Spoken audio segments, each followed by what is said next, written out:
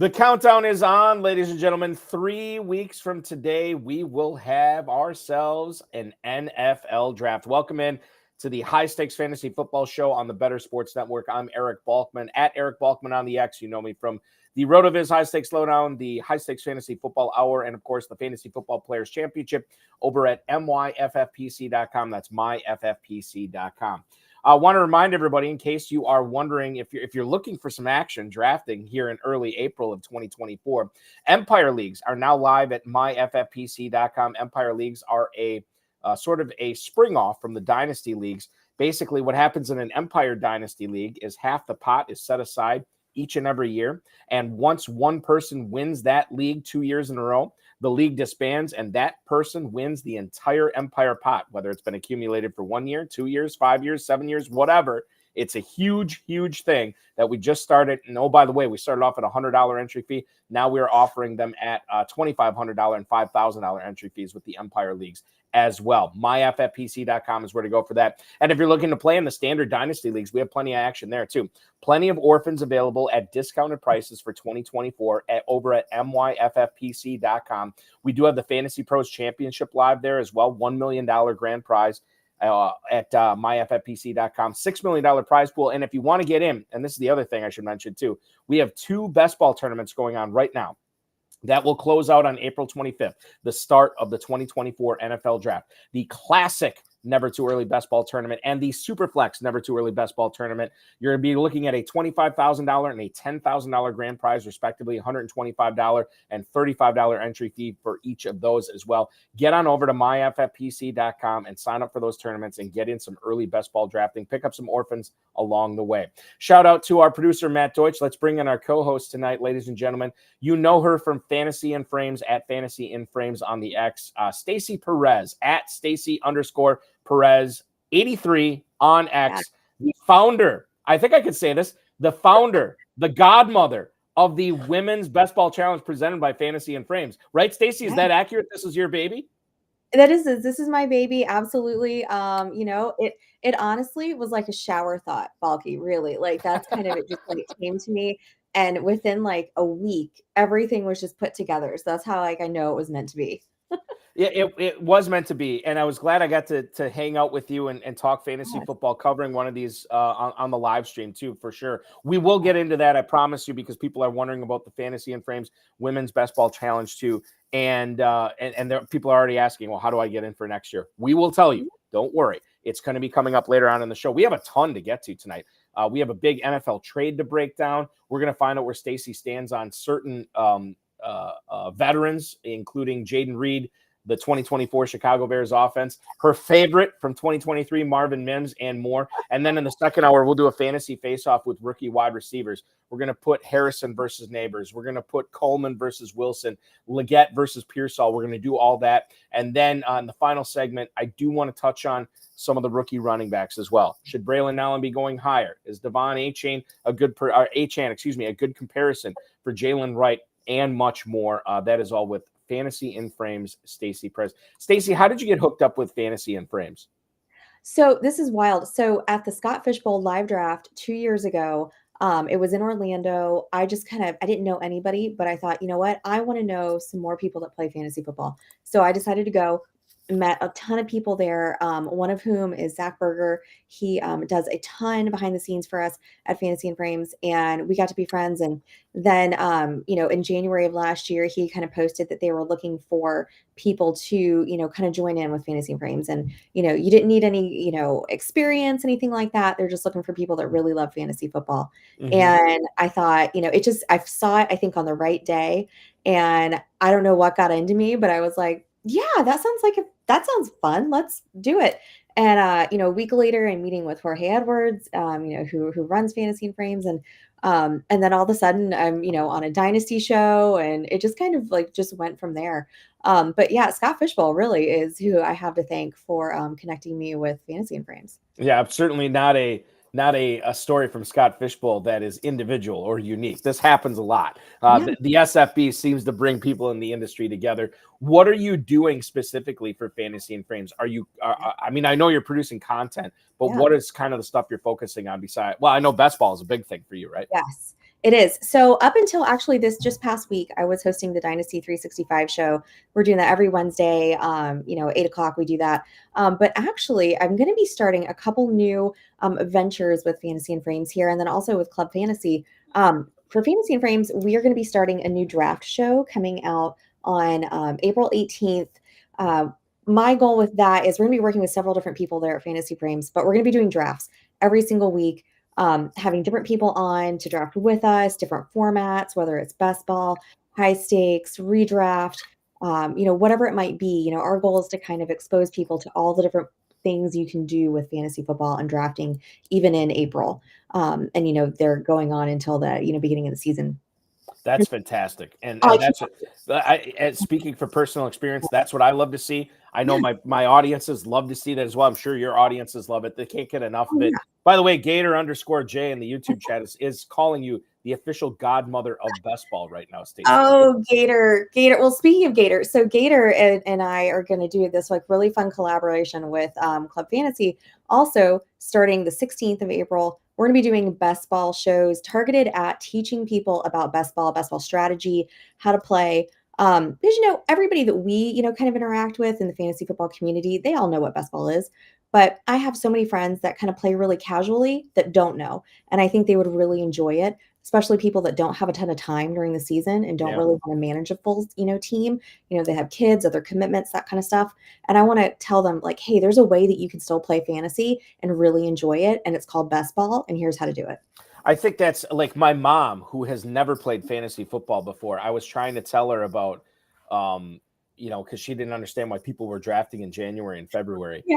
And I said, I said, well, they have these things called best ball drafts where you're basically drafting your team, which is the most fun part about fantasy football is the draft. And you never have to worry about setting a lineup or submitting waivers or fab bids or ad drops or anything like that, because it does it for you. Like that's your team. This woman is in her 70s. She's never played fantasy football before. She's like, I need to sign up for a best ball tournament. It sounds fantastic. So she's in. She's in. She's going to play this year for the first time ever. Very excited for that. That's awesome. It's fantastic. What really threw best ball drafters for a little bit of a loop this week was this Bills Texans trade. Oh my goodness. Adam Schefter. Well, let's do this. Let's do the recent post from Adam Schefter on X. This came a couple hours ago.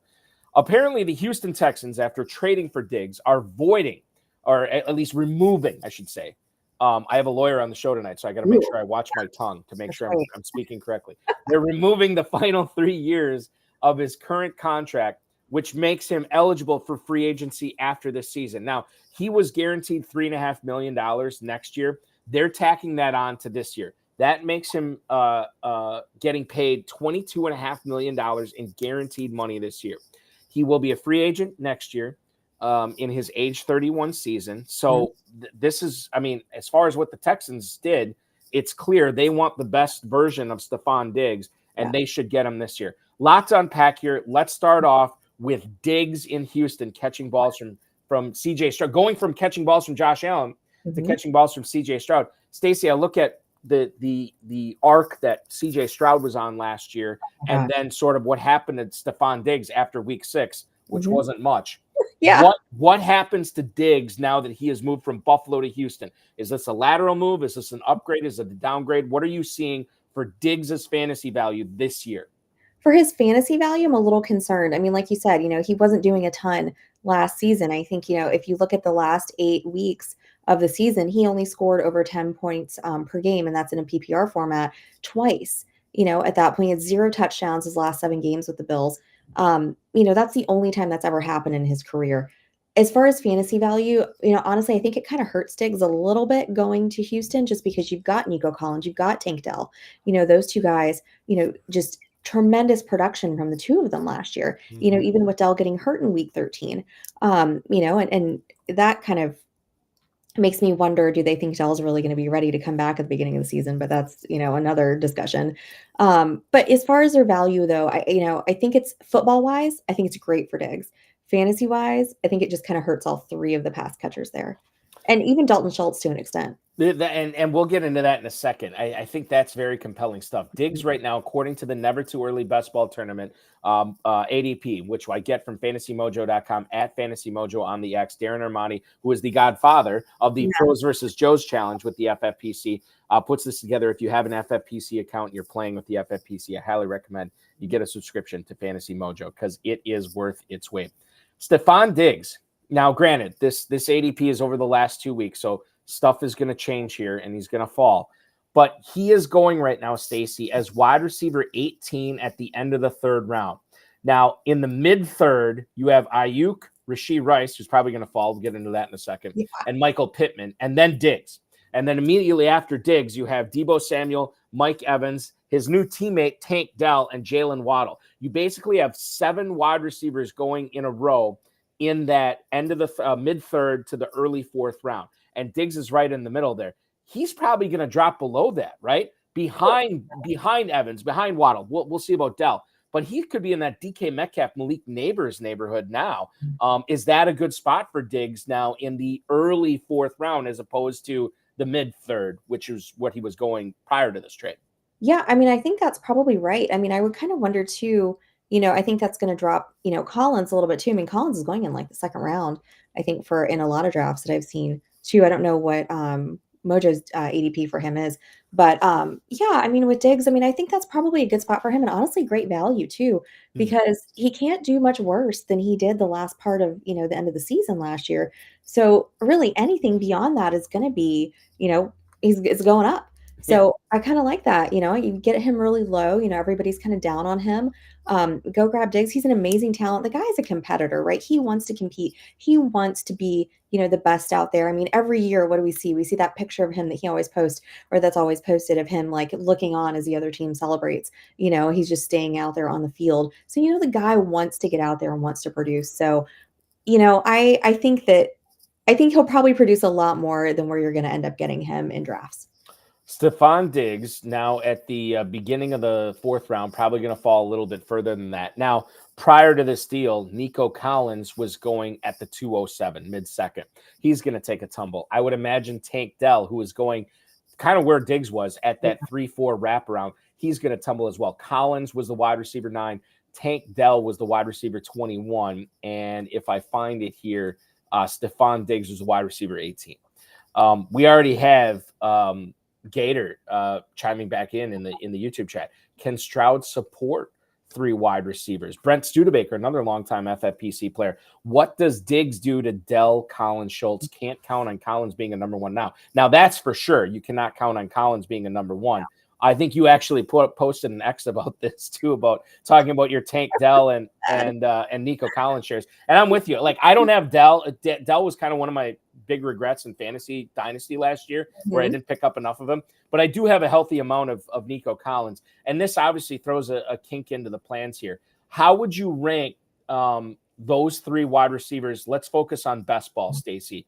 Diggs, Collins, Dell. They're all teammates now in Houston. How would you rank them? What order should they be going in best ball drafts? I think I'm going to go Collins, Diggs, Dell, and only because Collins won. I think you're looking at the 2 guys, right? Diggs and Collins, and you're like, well, obviously Diggs is the way more talented guy. But I think, Collins already has a year of connection with CJ Stroud. Diggs is coming into a brand new offense, getting to know, teammates that he's never, played with before. So that's why I'm going to give Collins the edge there a little bit for him.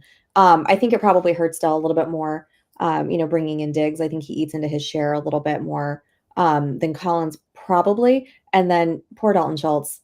Sorry, buddy, but you're going to come in last there. I'm trying to pull up his numbers right now, if I can find Dalton Schultz here a little bit. Where'd you go? Are you talking about from last year? Yeah, from last year. So he was averaging 10 points, 10 fantasy points in a PPR format per season, which is, actually there's only, 10 other guys, in that position that were averaging double digits. So Amy, that probably doesn't happen again this season. Schultz is interesting because he had those 2 really good seasons in 2020 and 2021 with Dallas. Yep. 63 for 615, 78 for 800, 12 touchdowns in those 2 years. But if you look at his stats in his last year in Dallas and his first year in Houston, they're really, really close. He went from 57 catches to 59 catches. He went from 577 yards to 635 yards, and he got in the end zone 5 times. But if we're looking at Schultz now with these 3 guys ahead of him, and ascendant quarterback in CJ Stroud, now all of a sudden you're looking at Schultz as maybe like a fringe tight end 1-2, like, okay, this guy is like a locked in tight end 2, maybe a back end tight end 2 at this point, but you can't really count on much from Schultz. Charlene Erickson, I've got Dell in a dynasty. I have concerns, and there's not much you can do right now, right, Stacy? If you're in a dynasty league and you have Tank Dell, you just kind of stand pat at this point. You do. You write it out. I mean, what is Dynasty about, right? It's about the long game, right? You're not playing for just a season. You're playing for the season and beyond. And, especially with the way that they're redoing, Diggs' contract here, that tells me, maybe they don't have him after this year. Maybe he goes somewhere else that, somebody else wants to pay him a little bit more than maybe Houston's willing to at that point. Who knows what the end of the season looks like. But maybe it goes back to Nico and Dell as the dynamic duo there in Houston. And maybe Diggs is elsewhere. So Charlene, I wouldn't worry too much about Dell. I've got Dell in Dynasty as well. I'm not worried. The guy's an amazing talent. God, what a joy to watch. I mean, just so much fun to watch on the field. You made this comment in passing, but I think it's worth mentioning again. Tank Dell's recovering from this broken leg that he suffered last year. Does this trade say anything about how viable the Texans believe Tank Dell is going to be at the start of the 2024 season, or are we reading too much into it? Because I think it makes lazy sense if we're trying to connect the dots. Like, oh, well, they got Diggs. They don't have to worry about rushing Dell back now. Like that fits into the narrative, right? But I also don't think the Texans make such a big move like this based on a portion of the season that they think Dell is not going to be ready for. What does this trade say anything about Tank Dell's health going into 2024? So I haven't really seen any rumors online, anything like that, saying that he's not going to be ready or that he's progressing slower than they anticipate. But I think it does leave room, for that question. Okay, what's going on, or are they concerned about this? I think it's a reasonable concern, 100%. I mean, the guy broke a leg, and hopefully they don't put him in that position again when he comes back to play full time. But I don't think it's wrong to say that it would give them the opportunity. Hey, look, if he's, if we want to ease him back in, we don't feel, rushed to get him back on the field. We have another guy here that can, step in and take in that production. Of course, that's not good for Dell, long term. Especially, with him a younger player, that kind of thing, as he's trying to, add to his numbers so he can get better contracts in the coming years. But I don't think it's wrong to ask that question at all. We also have Gator chiming in about why this hurts Schultz. Diggs and Collins could be the field stretchers on the perimeter. Maybe Dell goes inside of the slot, and then it becomes more of not a complementary piece between Dell and Schultz, but a duplication of routes. And yes, we do believe that that's why Schultz is really the ultimate loser in Houston on this. I wonder, and we haven't talked about the running back aspect. So the Bengals. So let's do this. The Texans trade for Diggs. They wipe out the last 3 years of his contract. The Texans trade for Joe Mixon and extend his contract by 3 years, right? Now, I am very bearish on Joe Mixon going forward, especially for Dynasty. I think his best football is obviously in the rearview mirror, and I think now is the time to move on him in Dynasty leagues. However, this Diggs trade, I don't want to say the Houston Texans have a super offense now, but they do have a lot of really talented pieces here. What's the effect of Diggs in Houston, specifically on Joe Mixon, Stacy? Well, I mean, so you take a look at Joe Mixon, his stats, he actually wasn't as bad as I thought last year. I had to take a look and see, coming into last season, he's still putting up, double digit, fantasy points per game, right? That's not bad for your RB2. And Dameon Pierce not really kind of producing the way that we all hoped that he would. I know I was a big Dameon Pierce fan when he came out. It's been kind of a disappointment. I think Mixon's just going to be that kind of old reliable back there for CJ Stroud. For some reason his guys can't get open, give it to Joe Mixon. Great vet, lots of experience. I just think he's gonna RB2-ish numbers, I think, for that. I mean, I wouldn't expect anything crazy out of Joe Mixon, but I mean, I think like let me get back to your question, because your question was about Diggs. and his effect on Mixon. That's lawyer habit. We just like get off on tangents sometimes, so sorry. But I mean, of course, you're adding in more talent in the pass catching game. Of course, you're going to want to use that, right?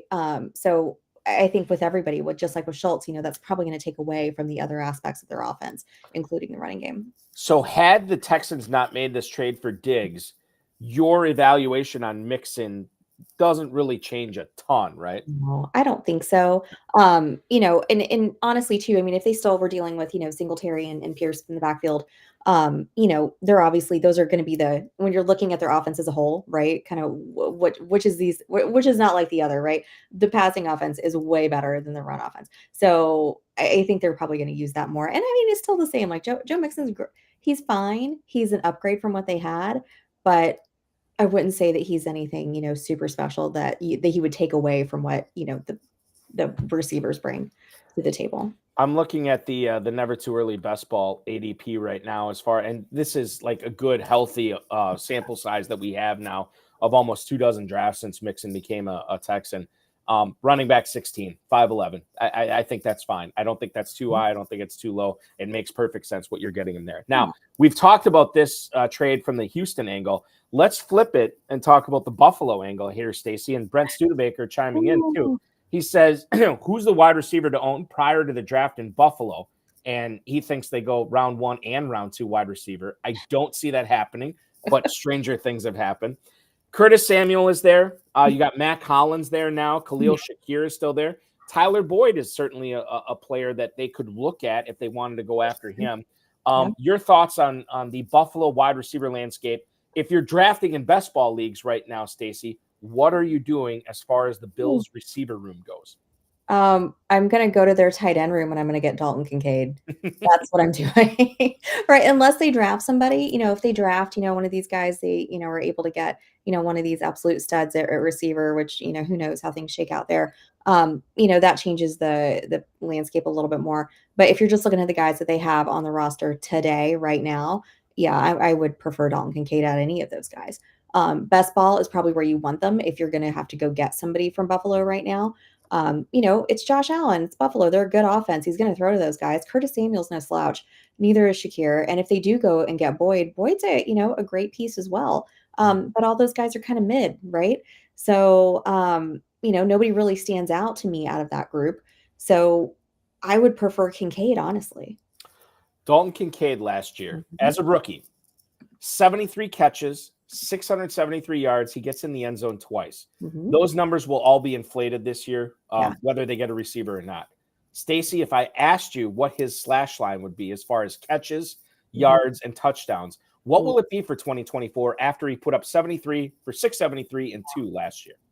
Well, so I'm looking at Dawson Knox's numbers too. And the reason why I'm looking at Dawson Knox's numbers is because, he's there. He's kind of been, the other tight end, right? That's eating into Dalton Kincaid's production. And he came out, he did well in his rookie year. I think that they're going to keep Dawson Knox around a little bit. He's great in the red zone for them. So what I kind of foresee happening though, but I mean, I think Dalton Kincaid is still going to get his. He's going to be the guy there. So I can see that, bumping up a little bit more. Like you said, he's got 73 receptions, put that in the mid 80s maybe. Give him, around 700 yards or so, maybe a couple more touchdowns. But that's if I had to guess, I'm going to be a little conservative there and say that that's probably where he ends up. Gator is not being conservative. We're looking at 94, 865, and 7 from Gator, which is, I mean, not zero chance of that happening, right? There's absolutely not. No. What about this, Stacy? Dalton Kincaid, now the ADP has not adjusted enough after this trade, but prior to this, Kincaid was already tight end 5 in the FFPC. Kincaid was already a mid 4th round pick. After what you just said to me, now where do you start looking at Kincaid? Is it as high as the mid 3rd? Is it the late 3rd? How much do you bump up Kincaid's ADP here? Yeah, I mean, I think he definitely is going to get. Let me pull up my tight ends here just so I've got everybody in front of me. You've got some big guys, right, that are going to be hurt, that are not going to be playing at the beginning of the season, like Hawkinson, Higbee also. So take those guys out of the equation because they would have been up there as well. I definitely think he could go. I'd probably take him before Kittle. I'd say the top 6 guys. for sure is where he lands with me. I'm looking at them right now. I mean, I'm not taking him before Laporta or Kelsey or, probably not even Trey McBride this year. And Njoku's borderline there. So I probably fit him in around those guys a little bit after. And Njoku's an interesting guy. I don't think we have time to talk about him tonight, but we've been Yes. talking about him a lot lately. It's going to be just that Browns offense in general is going to be interesting to follow, especially after the addition of Jerry Jeudy. Whole day talking about the Browns offense. Yeah, well, yeah. I could see. Here's what's interesting. So the Bills now have. I take that back. Their second round pick that they got for Diggs is in the 2025 draft. So they don't even have an extra second round pick this year. They almost got him for free. I mean, well, it's and think about this too. Like, if you are the Texans and you remove his last 3 years on his contract, you gave up a 2025 second for maybe 1 year, and then that's it. Now, and maybe he comes back. I don't know, but and you also gave the Bills 2 other draft picks too. And granted, it's a 5th and a 6th or whatever, but still. Let me ask you this, and this is kind of like an abstract question, but this is what we operate in. Bills have the 28th pick of the draft. Let's say they use it on a receiver. We'll get into some of those receivers, what it could be. Where does that receiver, where do you start looking for that Bills number 1 wide receiver? Assume it's one that you like. Yeah. Let's assume it's a guy that you think is talented and he's on your board for Dynasty or what have you. But let's assume it's a wide receiver you like. They take him at the 28th pick. Where should fantasy players start looking at drafting that rookie receiver in Buffalo? I mean, I think you're going to let's take out the big 3, right? You're not taking him before Harrison, Nebers, or Odunze. At that point, I think, you could roll the dice, depending on where everybody else lands. But if that offense, like I said, now it's kind of depleted. The guys that you've got there, nobody that's, blowing your skirt up or anything, right? So, Samuel's not okay. Shakir, all right. But, if you bring in one of these top guys that's just got a ton of talent, and now it's basically down to him and Kincaid as being the top 2 guys, I would have no issue with taking him as maybe the 5th, 6th rookie receiver, right, that off the board. Let's flip the question. Let's say they don't take a receiver there. Let's say they don't take a receiver in the 2nd. Let's say maybe they take 3, or they take 1 in the 3rd, or maybe 2 on day 4 or something like that. Now you're down to Curtis Samuel and Khalil Shakir as the top 2 wide receivers that are being drafted by the Bills, or that are being drafted as Bills receivers in the Never Too Early Best Ball Tournament. They're basically next to each other, Stacy. Wide receiver 57, wide receiver 59 for Samuel and Shakir respectively. End of the 12th, early 13th. If the Bills don't make a significant rookie addition, which one of those receivers do you like better for best ball? Ooh, probably Curtis Samuel. I think Curtis Samuel right now, and I don't have his stats right in front of me, but I feel like he's probably a little bit more consistent down the road than Shakir. I mean, Shakir is more like your, kind of your blow the top off the offense guy. Like, right. He's going to have, a few big games, during the season, but nothing, crazy. I mean, he's probably going to put up a couple zeros during the season as well for you. But I think Samuel, though, has the option to have a little bit more consistency, bringing that to table as far as his production wise. So I think if I had to go, I'm taking Samuel first, then Shakir as kind of your dart throw towards the end. But they're very close, right? There's not one guy that separates himself over the other that much, right? No, I think they just bring different things to the table for you. They do, yeah. We're bringing a lot to the table. Unfortunately, it's basically been one trade that we've talked about, and we're already 25% done with the show. So here's what I want to do. I want to take a quick break. When we come back, Stacy, let's talk about this Rashee Rice thing, especially to have a lawyer on the show tonight. I think this is really good. I do want to mention, I want to talk with you a little bit about Raheem Mostert, too, because he just inked a contract extension with his team. I want to get your opinion on him. And then we have a question from Paul Watkins about the Falcons. We have Chasing Ships has a question about redraft versus best ball. We'll tackle all of that in the next segment. She is Stacy Perez from Fantasy and Frames. I'm Eric Balkman from the FFPC. Don't go anywhere. We'll be back in a minute. The thing with Dynasty is that it's so hard to get a good league going. Like, it's very difficult to get all these friends that are going to be paying attention, or they're going to stick with it, and they're not going to say, "Oh, I don't want to play anymore. My team stinks. Find somebody else next year." Like, and then you're collecting dues, and then you're getting in arguments, and you're arguing with people on Twitter about dues. Like, we've seen too much of that going on. So it's very difficult. And what happens is you find like 5 or 6 good people that want to play, and then you don't have enough people, and you fill the league with a bunch of weirdos. So what I like doing, honestly, at this stage is if I'm going to play Dynasty, I want to play on a nice, clean, serious, professional site, and I go to FFPC to play, right? FFPC has never had a league fold. Eric Balkman over there told me that. He's like, if somebody has to leave a league, we just fill it. So your option is you can go and do a startup, and like Jack said in the chat, you start it, and then you go and you figure out who you're going to take from the top down. And if you want to do like a long rebuild, or a long-term team, or if you want to try and win right away and get a bunch of vets, you can do that. Or you can adopt an orphan team, and with that you go out and somebody quit, and that's so much fun, because then you take their team and you have all these guys that you like, but then you have all of these guys that they had that you don't like, and that's actually way more fun, because then you can trade all those guys, and it's so much fun to trade. Like when I go to orphan teams, I used to say, I'm not going to take this team because all the players, I don't like them. I only want players I do like. But I've realized that it's actually more fun to take the teams that have a couple guys you really like and a couple guys that everyone else likes that you don't like, and then trade them. Like go and grab an orphan team like Gabe Davis and then trade him to some Gabe Davis guy. So go do that now. Use you can use the QR code here or a link in the description, or go to myffpc.com. Just make sure you use promo code COOP when you get set up. They'll give you $25 when you deposit 35 or more. And that's another thing. When you make a league with your friends, Coop isn't giving you $25, right? You have to pay the full dues. This time you get a little discount. So yeah, go over there. And also for you maniacs out there, they do have high stakes leagues. So these leagues, if you want, you can go big time. I know some of the redraft leagues, we announced on this channel a redraft league that 10K buy-in. I'm not sure the Dynasty ones go that high, but they go into the thousands. So if you want to take this real seriously and get crazy with it, do it. That's the place to do it. myffpc.com, promo code COOP, baby. Go get set up.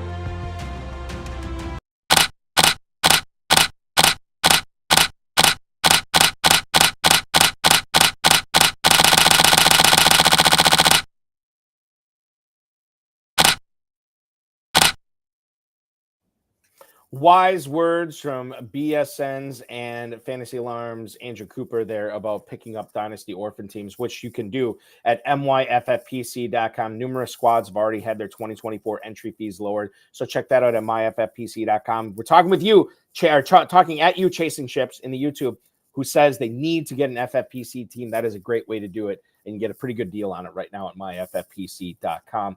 I am hanging out tonight. By the way, I'm Eric Balkman from the FFPC, HSFF Hour, RotoViz High Stakes Lowdown. Stacy Perez from Fantasy in Frames joining me tonight at Stacy_Perez83 on the X machine. We talked a lot about that Stefon Diggs trade between the Texans and the Bills in the first segment. I do want to get into the Rashee Rice thing before we go any further. So this is interesting, and we've had other attorneys on this show before. Drew Davenport from Football Guys, Jordan McNamara from Analytics of Dynasty. They've weighed in. I've seen their posts on X. The latest that we have from this, according to Calvin Watkins earlier this afternoon, Rashee Rice's attorney, Royce West, said that Rice was actually driving the Lamborghini that was involved in what this proposed or purported street racing between Lamborghini and Corvette that led to a 6-car pileup. Now, he turned himself in. He was wanted for this hit and run, and he's been fully cooperating. 4 people have minor injuries, but we're still kind of in the dark on this. We're just learning everything going on. Now, if Rice is the driver, this is more significant than if he just was, leasing the cars and let somebody else drive them. I don't know how the NFL is going to react legally, and I know this isn't necessarily your field of expertise, Stacy, but you are much more of an expert on it than I am. Your thoughts on this Rashee Rice thing? How do we treat him for best ball? How do we treat him for Dynasty right now with everything going on? Yeah. So in my day-to-day, I just divorce people. I don't actually get them out of jail. However, I have been although some people would say divorcing them is getting them out of jail. I'll let you keep going. That's fair. Fair point. As soon as this happened, I was just sucked into the internet, just like constantly refreshing for updates. And Drew Davenport has put some great content out there, really explaining to everybody what's going on and what that process looks like. And I think the main thing to take away from this is that the law moves really slowly, right? So nothing's going to get done about this, whether it's on a criminal investigation side, whether it's a civil litigation side, which is probably going to be both of those, nothing is going to get done anytime soon. At the very least, I think he's probably going to be facing some charges, regarding that hit and run. I was so curious about who was driving that Lamborghini once they said that the Corvette was registered to, Rice. And I was like, well, then who on earth walks away from a Lambo? So who was that? So obviously we know now that it was Rashee Rice driving that car. And I think I saw something that it was a leased car and he may have been the only one who could drive it. Of course, that doesn't actually stop anybody else from getting behind the wheel. Who knows? And I think that's going to be the really hard thing to prove, right, from a criminal side is who is actually driving that other car. But as far as fantasy goes, like I said, nothing's going to happen immediately. I mean, we saw that with the Alvin Kamara, since situation as well. That went on for almost a year, right, before we saw any resolution and determining, what his suspension was going to be. If Rice does get suspended, I doubt that it's going to be before this season. So I can't imagine anything terrible happening to him that's going to keep him off the field for a significant amount of time that's going to affect people's dynasty teams. I think he's going to be on the field there. I don't think that it's really going to affect anything that we see as far as fantasy wise. I mean, maybe ultimately he gets a suspension at, game or a couple games, something like that. But long term, I mean, the thing to keep in mind is this is not a Henry Ruggs situation, right? Right. This is not the same thing at all. I think really he's probably going to be hurt most in his pocketbook when all the civil litigation gets sorted out, and everybody's probably going to sue him. But as far as on the field, he's going to need to be on the field because that's how he's probably going to end up paying all these people. But that's kind of what I see happening. As I think it's a big nothing burger as far as fantasy goes for right now. It's going to have more implications, elsewhere, but fantasy wise, I have nothing to worry about at this point. So the other thing I'll bring up is the other legal issue that's going, well, not the other legal, but one of the other legal issues that was going on with the NFL, and that's Cameron Sutton, formerly now of the Detroit Lions, who basically was, in the way I understand the timeline, he was at the Lions facility when he found out that authorities were looking for him. The Lions encouraged him to turn himself in. He did not. He was down in Florida for like a week or week and a half. The county that I live in is who arrested him. Right. Yeah, exactly. Yes. That's crazy. It ended up working out that way. Lions, Stacy, they released Sutton the very next day. So if I'm hearing you correctly, we're in no danger of the Chiefs releasing Rashee Rice, right? I don't think so. I can't imagine that they would have released him, after something like this. I think they're going to want to go down the road of let's see how this all pans out. Let's see how the legal, situations work themselves out. Let's see what he's ultimately charged with, if he's charged with anything. I mean, he probably will be, but again, that's not really my area.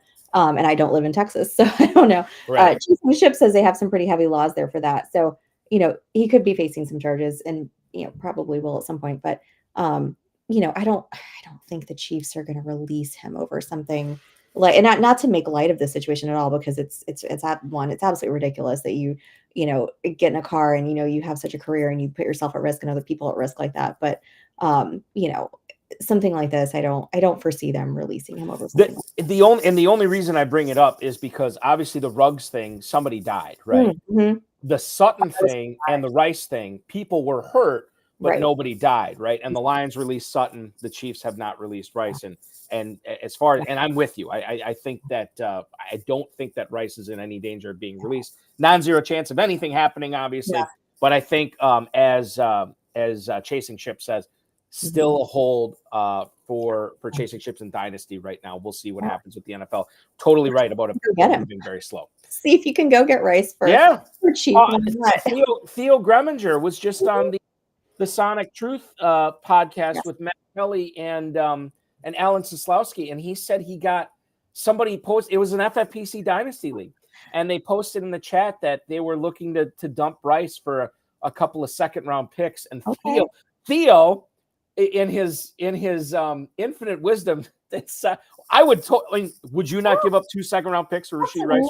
For the number one guy on the, I'm sorry, Marquise Brown, you were not the number one guy. Rashee Rice is the number one guy on the Chiefs. Right. Yeah, I'd smash that all day. Oh, totally. So what does Theo do? He's like, no, I'm not going to give you 2 seconds. I'll give you a second and a third. So like lowballing the lowball. And it got accepted. He gave up a That's second and a hysterical. third round rookie pick, and now he has Rashee Rice on his team, That's amazing. I which is love crazy. that. Good Yeah. for you. That's great. Okay, so let's Paul Watkins posted in the YouTube chat earlier. Let's talk about the Falcons here. Yeah. I think if they are not the most talked about team Oh. in the offseason, they are among the most talked about teams. Mm-hmm. Kirk Cousins is there now. Yep. Kyle Pitts has no excuses. Drake London. I don't know if there's anybody who's moved up best ball boards more than Drake London since the Cousins signing. And obviously Bijan Robinson, you have a talented running back there. They went out and got Darnell Mooney as well. I'm pretty bullish on the offense, Stacy. How do you feel about the Falcons this year? Here's what I do with them, Paul. I take all of them. That's what I would love to do. I'd love nothing more than a Falcon stack in best ball all day, 100%.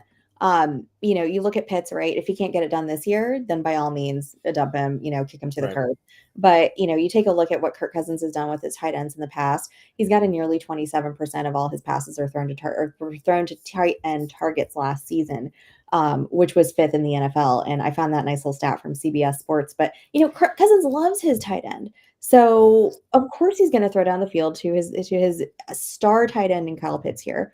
Gosh, imagine going from Hawkinson to Kyle Pitts now. Like what an embarrassment of riches there at that position. But I think bringing in Cousins is, what is the phrase, like a rising tide lifts all boats, right? Mm-hmm. So you've got a guy who's beyond competent at quarterback now at that position that you haven't had in quite a few years.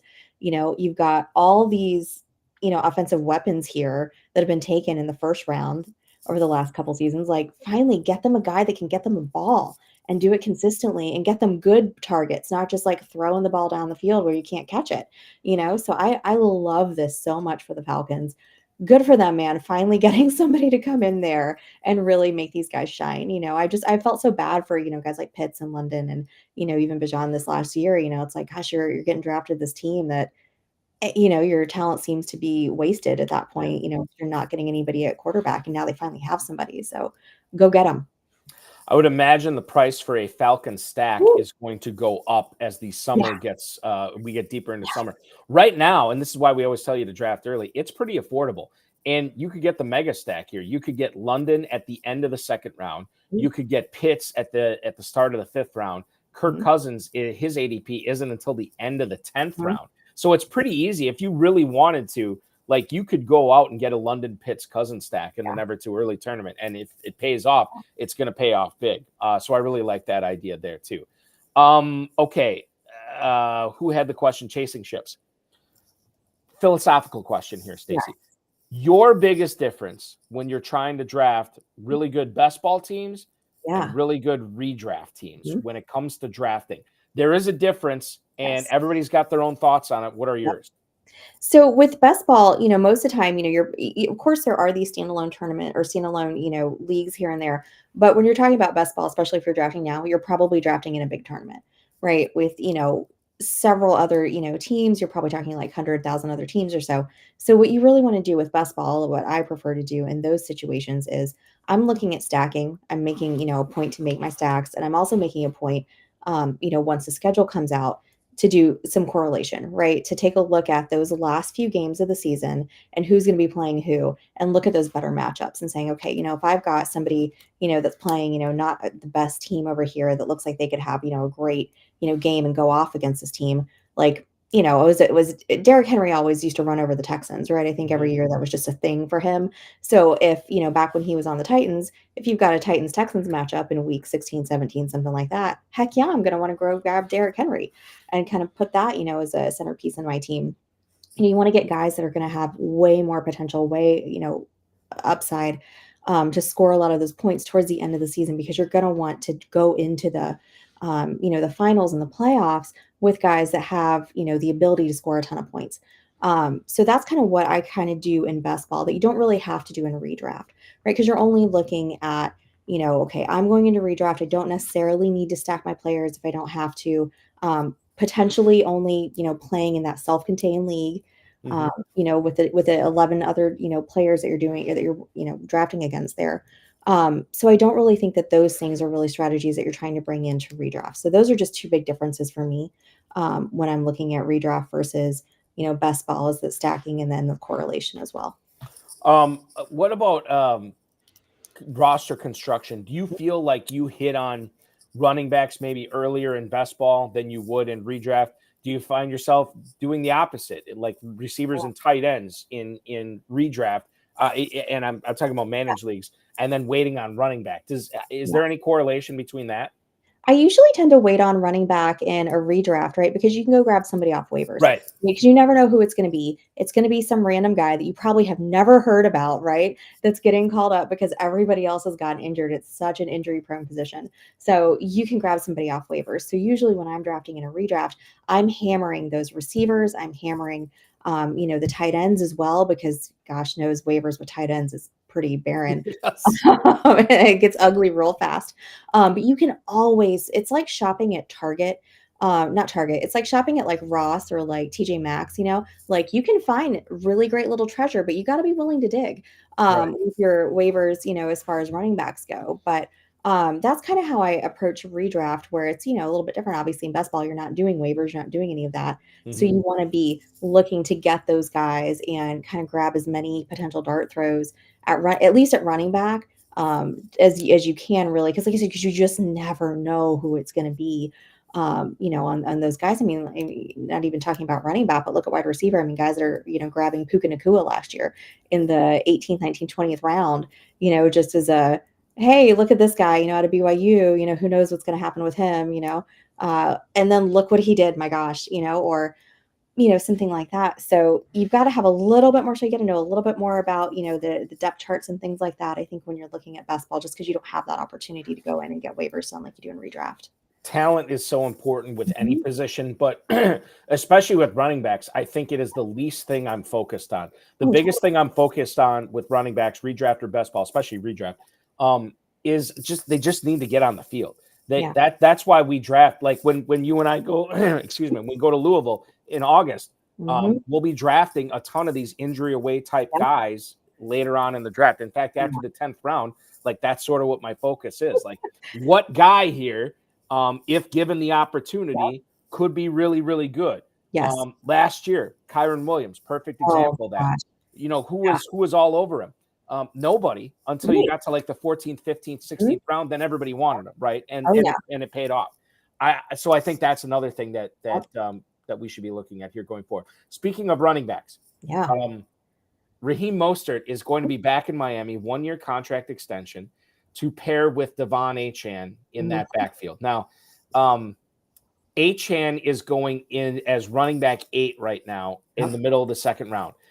Mostert is not going until the middle of the 8th as running back 28. I don't necessarily think this contract extension changes that ADP at all. No. I almost think this is a good thing for both Mostert and Achane.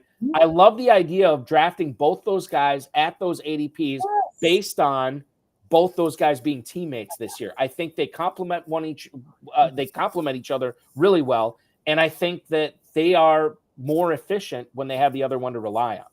Oh, absolutely. I mean, those guys, it's not as though one being on the field hurts the other one's production. I mean, you saw it last year. I mean, those guys absolutely fed off of each other. And they just, I mean, you've got Mostert over here scoring 21 total touchdowns, which is insane.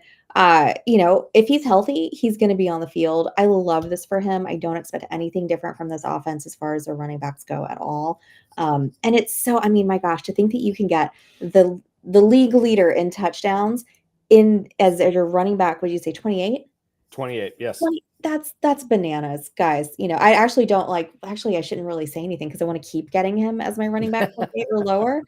But my goodness, it's just last year too. I mean, they were such a cheap backfield to get and such great value. And I mean, they far, far outweighed their value with how they produced with where you got them in your leagues. Now Permar99 chiming in, who, by the way, nailed the whole Kincaid thing on our show on the Road of His High Stakes Lowdown on Tuesday, kept saying Kincaid, Pitts, and Permar remind me of the other one that you wanted. 3 tight ends that they just had to have this year. It was Pitts and it was Kincaid, and there's one other guy. He'll tell us. But he wants to know Achane. Oh, yeah. He thinks he's way overvalued at the 208 right now as the 8th running back off the board. Stacy, is it too expensive to draft Achane in the mid-second right now? I mean, I think it is a little pricey, but given what you're getting with him, and that I mean, that's one, it's a great offense. You know they're gonna score as like I said, as long as those two guys stay healthy, because they did have some health concerns last year.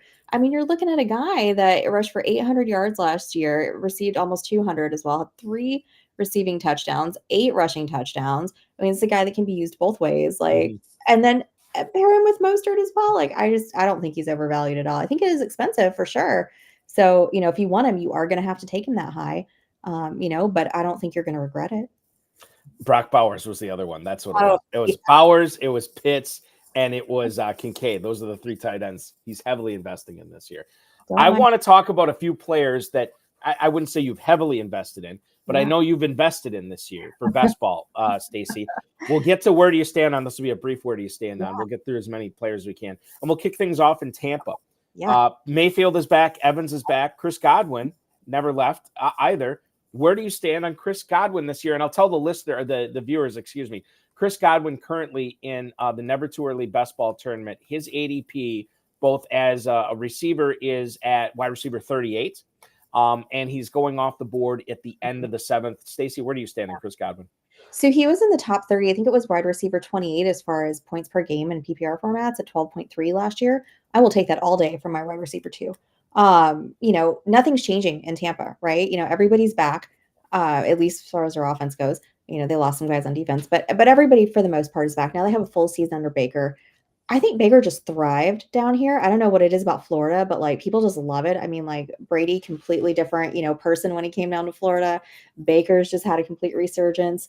I love Chris Godwin. Absolutely. I mean, this 100%. Give me Chris Godwin all day long. I think you're probably getting a value at 38 right now. You mentioned you'll take that all day long as your second wide receiver. Yeah. You could get him as your 4th wide receiver. Oh, totally. Which makes him even a better value. Yeah. For sure.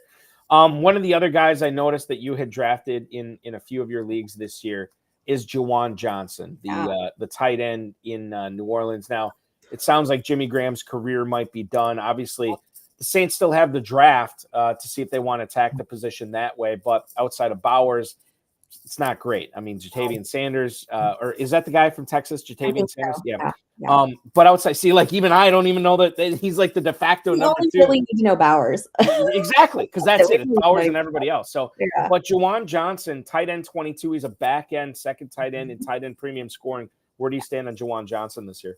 So, he didn't do as well as I had really hoped that he would produce. You take a look at his numbers and, he's consistently scoring about 7.5 points per game for you. That's not great. Although, obviously we all know the tight end position, unless you have one of those top guys, that's probably about what you're looking at. And you're probably going to be happy to have 7.5 from your tight end, at that point. So that didn't really impress me too much. It just makes me a little concerned, as far as, taking him again, taking a flyer on him. I'd really hope that he'd have a little bit more production there in New Orleans, with Derek Carr and everything. So a little disappointed there. I don't know that I'd be reaching to take him. I would not reach and take him anyway. But I don't know that he'd be a guy that I would be targeting if I'm looking for tight ends in the later rounds. If maybe I've missed out on some of the top guys, I might be looking elsewhere. I think he's like a nice, if I grab like a let's say top 6 tight end, and then I grab like somebody at like 15, he'd be like my third tight end in best ball. That's where I would look at him. I would not want him as my second tight end unless I had like somebody like Laporta or Kincaid or, one of these top guys. Let's talk about our beloved Packers here, Stacy. Yeah. Go Pack, go. We're going to wrap in 2 wide receivers here. Okay. Adam Levitan from NBC Sports, I believe. I believe he's still with NBC Sports. No, Establish the Run. Idiot. He's not with NBC Sports anymore. Adam Levitan from Establish the Run posted this on the X about a week ago. Mm-hmm. This is from the Packers website. Okay. We did a full scan of Christian Watson and sent him down to Madison, Matt LaFleur said. They got some special lab there. All the medical guys can give you the better diagnosis on him. But, yeah, we looked at a lot of different things in terms of his body comp and maybe areas that were stronger than others to try to help us get in front of that. Now, Christian Watson's father has since posted after those examinations went on in Madison, Wisconsin, that the doctors did discover something, and they do believe they have the right treatment plan, and it's already ongoing. He's had 5 hamstring injuries in the last 3 years. Technically the last 2 years. And in his stead last year, a rookie wide receiver, second-round pick from Michigan State, Jaden Reed, really stepped up and was the Packers. As much as they don't have a go-to guy, he was the closest thing to a go-to wide receiver that Jordan Love had last year. So let's wrap this up into into one thing here with these 2 wide receivers. I'll tell you this right now. As far as their ADPs go, Jaden Reed, wide receiver 34 at the 607. Christian Watson, wide receiver 43 at the 811. So about 10 receivers separating them and about 2 rounds, about 2.5 rounds separating them in ADP. Where do you stand on Christian Watson and Jaden Reed, Stacy? Well, I became a huge Jaden Reed fan last year, and I got to tell you right off the bat, I wasn't super impressed when I was just starting to look at him, but he just grew on me. The more that, the offseason went, the more, we were kind of looking into him and doing a little bit more research. Highest of everybody on the Green Bay offense last year, not just the wide receivers, bringing in 13.6 points per game, 10 touchdowns. How can you not love that? And just to watch him play is so fun and so exciting, just dynamic player. To me, he's my guy. He's the one that I want first. I think he really came in, really cemented himself in that offense. I don't know how you just don't endear yourself to Jordan Love when you kind of perform the way that he did. Christian Watson, I'm really glad to see that he is going in and trying to address these injuries. Kind of look at like what happened with Tua, a couple of years ago, right? Getting all those concussions, being really concerned about, whether or not he could ever even play football again, and then going and learning how to fall, how to take hits, putting in that extra effort during the off season to make sure that he doesn't get injured like that again. And I think that's what Christian Watson here is doing, is figuring out, why is this affecting me more than everybody else? Why do I keep having these issues? And I think that's great. I love that approach. I'm on board with anything that he can do to help keep him on the field as much as possible next season. He only played 9 games, last year. So when you've got guys like Wicks, Dubs, Reed that are in there playing almost the entire season, of course they're going to have more time to connect with Love. They're going to have, all that, additional game time that Watson now has missed, especially that first year of Love being the guy. This was the time for those 2 to really kind of cement that connection. And unfortunately, he wasn't on the field for that. So I love that he's getting this worked out, because hopefully, he's young, he's only second year. So get this fixed now so you can actually have a career that lasts longer than a couple of years in the NFL.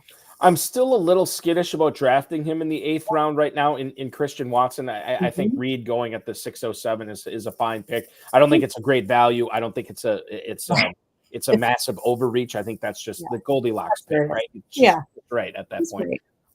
But like Watson, the thing is, if they did find something, and if this treatment does work, then yes, that is a fantastic buy for Christian Watson at the end of the 8th round. Color me skeptical until I see it with my own eyes. And I have no FOMO with Christian Watson this year. If he has a great season and he's only on a couple of my teams, I tip my hat to him and I say, hey, congratulations. I'll catch you next year. But I'm not willing to take the risk on him this year. Okay, the last player that I noticed you invested in, and this is actually a rookie. So we could see the more mock drafts I check out, the more I read, we can see 4 quarterbacks as the first 4 picks Thursday the 25th at the NFL draft. And McCarthy probably is going to be the 4th. I shouldn't say probably, but he should be in that top 4. Where do you stand on J.J. McCarthy this year? I am still – I haven't made up my mind because I think he's super talented. I also know that the numbers weren't exactly there at Michigan, but I know that he didn't have to do a lot at Michigan because they just crushed everybody. And he would take entire quarters off. They would run the ball 35 straight times against really good teams. So it's a balancing act. Did he not do everything he could because he couldn't? Or did he not do everything he could because he wasn't asked to? Where do you stand on J.J. McCarthy? So in that particular league where I took McCarthy, I'll tell you, I took him because Drake May got sniped for me. So he was the next one available. But I'm going to lean into this and I'm going to be pro JJ McCarthy for a minute, and see, and hope, I'm going to cross my fingers and hope real hard that this comes out to be true, because I think that his production levels, given, the time that he was on the field, were absolutely just fine. Number is where he's coming in, the 4th guy out there. absolutely no issue. He can scoot. He's a scrambler. He's speedy. Can change direction really well. My only knock on him is that he's a little skinny, right? He's what is he here? Like 6 foot. He's I wrote it down somewhere. Anyway, he's a little bit on the thinner side, which just makes me a little concerned. You're going to be taking hits in the NFL that are a lot harder than the ones you took in college. So you want to make sure that you can stay healthy and get out there. He's got an accurate deep ball.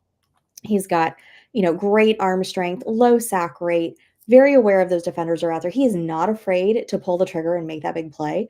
And I think he's had really quality production, like I said, for the times that he's out there. I mean, obviously Michigan just running over everybody. But I like what I saw from him when he was on the field. I think he's a great player, absolutely worthy of that QB4 spot. And, since Drake May wasn't available, I don't have no issue going with JJ McCarthy. Gator J says that JJ McCarthy is bigger than Bryce Young. He is. Thank goodness. I'm probably bigger than Bryce Young. So. Yeah, I think most people are. According to the Google machine, 6'3", 203 pounds for JJ McCarthy. So, like Reese Fans was, and I don't remember his name, the kicker from The Replacements, the great Keanu Reeves, Gene Hackman vehicle. He's whitey, basically, is what JJ McCarthy is. My worst Irish accent possible. Okay, so let's do this. I want to ask you where you stand on a few other players, including Aaron Jones, Marvin Mims, and we'll get into the Bears offense this year, and maybe we'll have some time for the Cooper Kupp Revenge Tour. We'll get to that as well. I do have a message for Empire Leagues at the FFPC when we come back as well. Stacy Perez, Fantasy and Frames, at Stacy_Perez83. I'm Eric Balkman. You're watching the High Stakes Fantasy Football Show. Don't go anywhere. We are live on the Better Sports Network. Never Too Early Best Ball Tournament is already open right now over at FFPC. Drafts are available daily, 2-hour clock or 6-hour clock, or the sit and go 30-second clock if you really just want to bang out a draft. Those are scheduled in advance, so you can go get set up on that. Take a shot, either $25,000 or $10,000 grand prize. That's in the Never Too Early Best Ball contest. They got some big prizes over there, man, and you can play high stakes games over there too. So you can hit this QR code that's right in front of my face, or go to myffpc.com. Use promo code COOP, COOP. They'll give you $25 off when you deposit $35 or more. So go get set up right now. We're doing, we already do our Dynasty, we do our redrafts over there, we do our high stakes stuff, but we do the playoff contest, we do it all. So I'm going to get it in the best ball too. It's never, for me, whatever you got, whatever contest you got, I'm going to play, I'm going to win. That's it. So go over to myffpc.com, use promo code COOP, and you can win as well.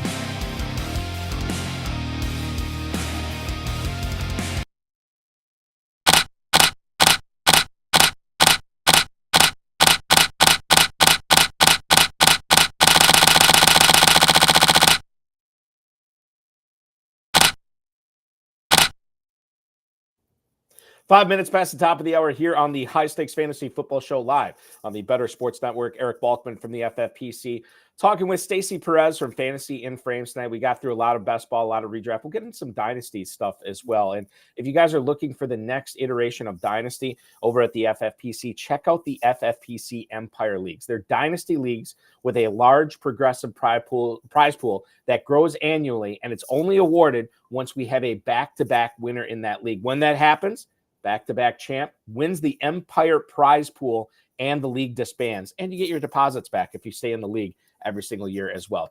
Empire Leagues now available at $100, $2,500, and $5,000 entry fee levels over at myffpc.com, myffpc.com. We are finding out where Stacy Perez from Fantasy and Frame stands on certain players, but now I want to throw a whole offense at you, Stacy. Where do you stand on the 2024 Chicago Bears? With Caleb Williams, we assume. We know they already have DJ Moore, Cole Kmet, Gerald Everett, Keenan Allen, DeAndre Swift. Where do you stand on the Bears offense this year? If I'm Justin Fields, I got to be a little pissed off, because here they are just putting together this, all these weapons for Caleb Williams coming in, and Justin Fields didn't get any of that treatment. So man, I got to be a little bit bitterberry if I'm Justin Fields, which is honestly kind of a shame that worked out with him there. But as far as Caleb Williams coming in, man, like, this is great for him. They are setting him up for success. I mean, not that he's, not going to be successful, or he probably even needs it, but, how can you not, succeed with DJ Moore, Keenan Allen there? You got DeAndre Swift back there as well. You've got all these guys, that are going to be, good players, good solid guys for him. And who's to say that they don't go out and grab, another pass catcher, maybe, in the draft, one of these, top guys that comes in, because Keenan Allen's not going to be there forever. So, and he's getting a little bit older. So, bring in somebody else as well for him, to kind of be that guy, that, pairs up with Caleb Williams. So I love this for, the Bears. As much as I'm a Packer fan, man, we don't need another team in the North doing well. Okay. But, football fans, Bears fans, you should be really excited about this team. They've needed something to be excited about the past couple of years. And, I think they have it here. I think, their front office is doing everything they can here to put a great team out on the field here, for the fans. I really like what they're doing. I'm really into this offense. I think it's gonna be really exciting to watch, unless you're a Packer fan. Yeah, exactly. I think there's a lot of talk about them getting Odunze with their second first round pick, which I think would be fine. But I really think and honestly, as a Packers fan, I would root for them to take Odunze.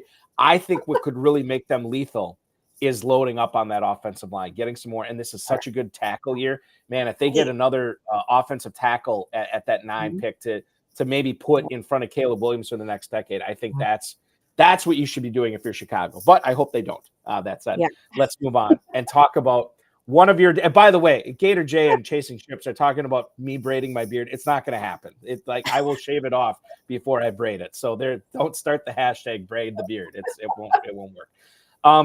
I think you've already put it out there now. It's going to happen. Well, it might happen. The hashtag might happen, but the actual braiding will not happen.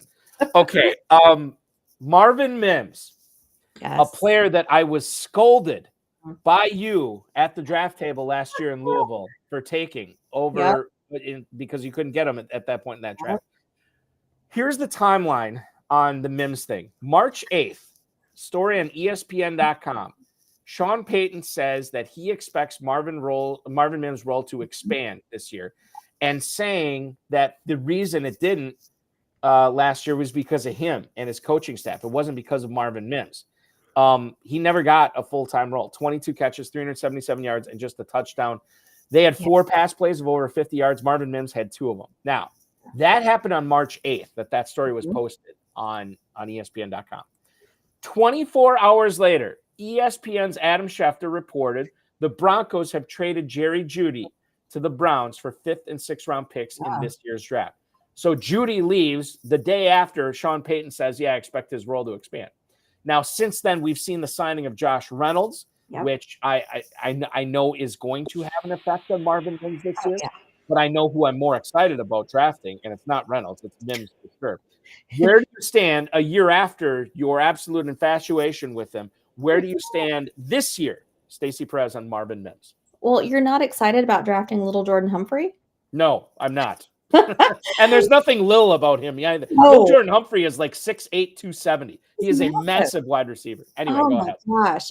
Okay, so I am going to prefer to say that I was just a little early on Marvin Mims. Not that he was a bust or anything like that, or it didn't work out. I'm not prepared to concede my point about Marvin Mims just yet. I want to see another season of him. I'm glad Judy's out of there. My only concern, right? They did add Reynolds. A lot of these guys are still here. Brandon Johnson's still there. Little Jordan Humphrey's still there. They got Tim Patrick back. So, there is going to be that competition for targets there. And if I'm looking at, Denver last year, Mims, his number is not great at all. But this is a guy that Peyton went out and got. This was his guy that he drafted in the 2nd round, and I still believe in his talent. I'm willing to take him again this year. If it doesn't happen this year, I'll think about saying that I was wrong. But I'm not ready to concede just yet on Marvin Mims. I think, and I should look up his ADP here because I know it's not incredibly high. 13-10 right now as wide receiver 61. So I mean that's totally very palatable for grabbing Marvin Mims. we have to go back to our Packers here and talk about Aaron Jones. Yeah. So I was listening to Matt Schneidman, who covers the Green Bay Packers for The Athletic, and he made it seem, and again, I don't want to, the way I understand it, the Packers wanted Aaron Jones back this year. They asked him to take a pay cut for a second consecutive year. He said no. And then because things move very fast in free agency, the Packers reached out to Josh Jacobs' people. They inked him to a deal. Yeah. Now, it's my understanding that the Packers were ready to keep Aaron Jones around for a little bit longer. When Jones found out about the Jacobs thing, apparently he contacted Matt LaFleur and said, hey, can you get the wheels turning? I'd like to be released before all the running back jobs are taken. Matt LaFleur went to Brian Gutekunst, told him how Aaron Jones felt about it. They released him basically an hour or a few hours after they signed Josh Jacobs. He ends up going to the Minnesota Vikings. Now, as painful as it is going to be seeing Aaron Jones wearing that ugly purple and yellow this year, I will say, Stacy, this is a guy who had 3 separate injuries last year. Yep. Nobody talks about the third one because it happened in the playoffs and the Packers lost that game against the Niners. Right. So he would not have been available for the NFC Championship game against Detroit. He is not a young man anymore as far as running backs go. He's going to turn 30 this year. And the soft tissue injuries, I mentioned the 3 injuries he had last year. Mm-hmm. It's not like last year was an outlier. I mean, he has been dealing with this the last couple of years. Mm-hmm. I think the Packers, now you can say that it's their medical staff, that they're overcautious and they manage him. And they baby him more than maybe other teams would. Yeah. But at the same time, while it stinks to see him leave for Minnesota, I can't say it was the wrong call to let Jones go. And as a result, a guy that I have been so high on and saying he is a bargain every year in drafts, and Aaron Jones this year, I don't think I'm saying that. Not because he is not on the Green Bay Packers anymore, but because he's just another year older and these injuries just keep getting more severe and more frequent. Where do you stand on Aaron Jones? Yeah, as much as I hate to say that, because he is one of my favorite Packers. Just, take all the fantasy stuff aside, just a really great guy and player. Especially with such a young team, having that veteran presence on there. But you know what? Like you said, listen, football's a business. Things happen the way they do, and that's how it is. But he does get injured a lot. He is getting a little bit older. If you look at his production he only played 11 games this last season. The years that he's on the field all the time, he's got great production, but when he's not, obviously it reflects that. So it's just tough to keep going with that, especially when you have the opportunity to bring in somebody, Josh Jacobs, what is he, like 26, something like that, I think? 26, yes. Yeah, a few years younger, and he's had, several great years. Last year was a little bit down for him. But when you're the number 1 running back 2 years ago, you can only go down a little bit. So I think it's the right move for the Packers. I do hate that just personally for Aaron Jones, especially hearing, how that all kind of went down. But I can still be a fan of his. Just I think it's the right move for fantasy and for football. Gator J chiming in on the chat wants to know if he's going to be the guy, Aaron Jones is going to be the guy, because the Vikings are going to have either a rookie quarterback or Sam Darnold this year as their starter. And I don't necessarily think he's going to be the guy. I mean, I was talking with Nelson Verbit from Dynasty Depot about this, and he kind of laid it out pretty bluntly, and I think I agree with him. It doesn't really matter who Minnesota has a quarterback. Justin Jefferson is going to be the guy there, and they're going to find a way to get him the ball as much as possible. So I don't really worry about Jefferson's fantasy performance. So Jones is probably like the second best threat on that offense, maybe third, with Addison there. And then obviously with Hawkinson, if he comes back healthy, then I don't know how they're going to use Aaron Jones. But he is a threat out of the backfield, and whoever the quarterback is there in Minnesota, I do like for fantasy purposes for best ball as a back-end number 2 or an elite number 3 quarterback for super flex leagues there for sure. Absolutely. Gator J, Aaron Jones, Josh Jacobs running back room was the best 10 minutes of my life. It was for a lot of people in Northeast Wisconsin as well. Oh yeah. I was texting Adam Crowers when that happened, and I was like, oh my God, we have Jacobs and Aaron Jones. This is amazing. And then literally like an hour later, it was like, well, that didn't last very long. I think I saw an article from Pete Prisco for CBS Sports, and I think it was Pete Prisco, somebody on CBS, and he said that the signing of Jacobs spells the end of Aaron Jones' tenure in Green Bay. And I'm like, You're crazy. This is going to be great having both these guys. And then sure enough, awesome. then it was all over X after that he had been released. So what do I know?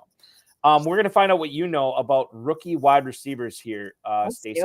Now, did you not? I think you just did a stream about rookie wide receivers not too long ago for Fantasy and Frames, right? We did. We've been covering the rookies. So we got through the quarterbacks a while ago, finished up the receivers.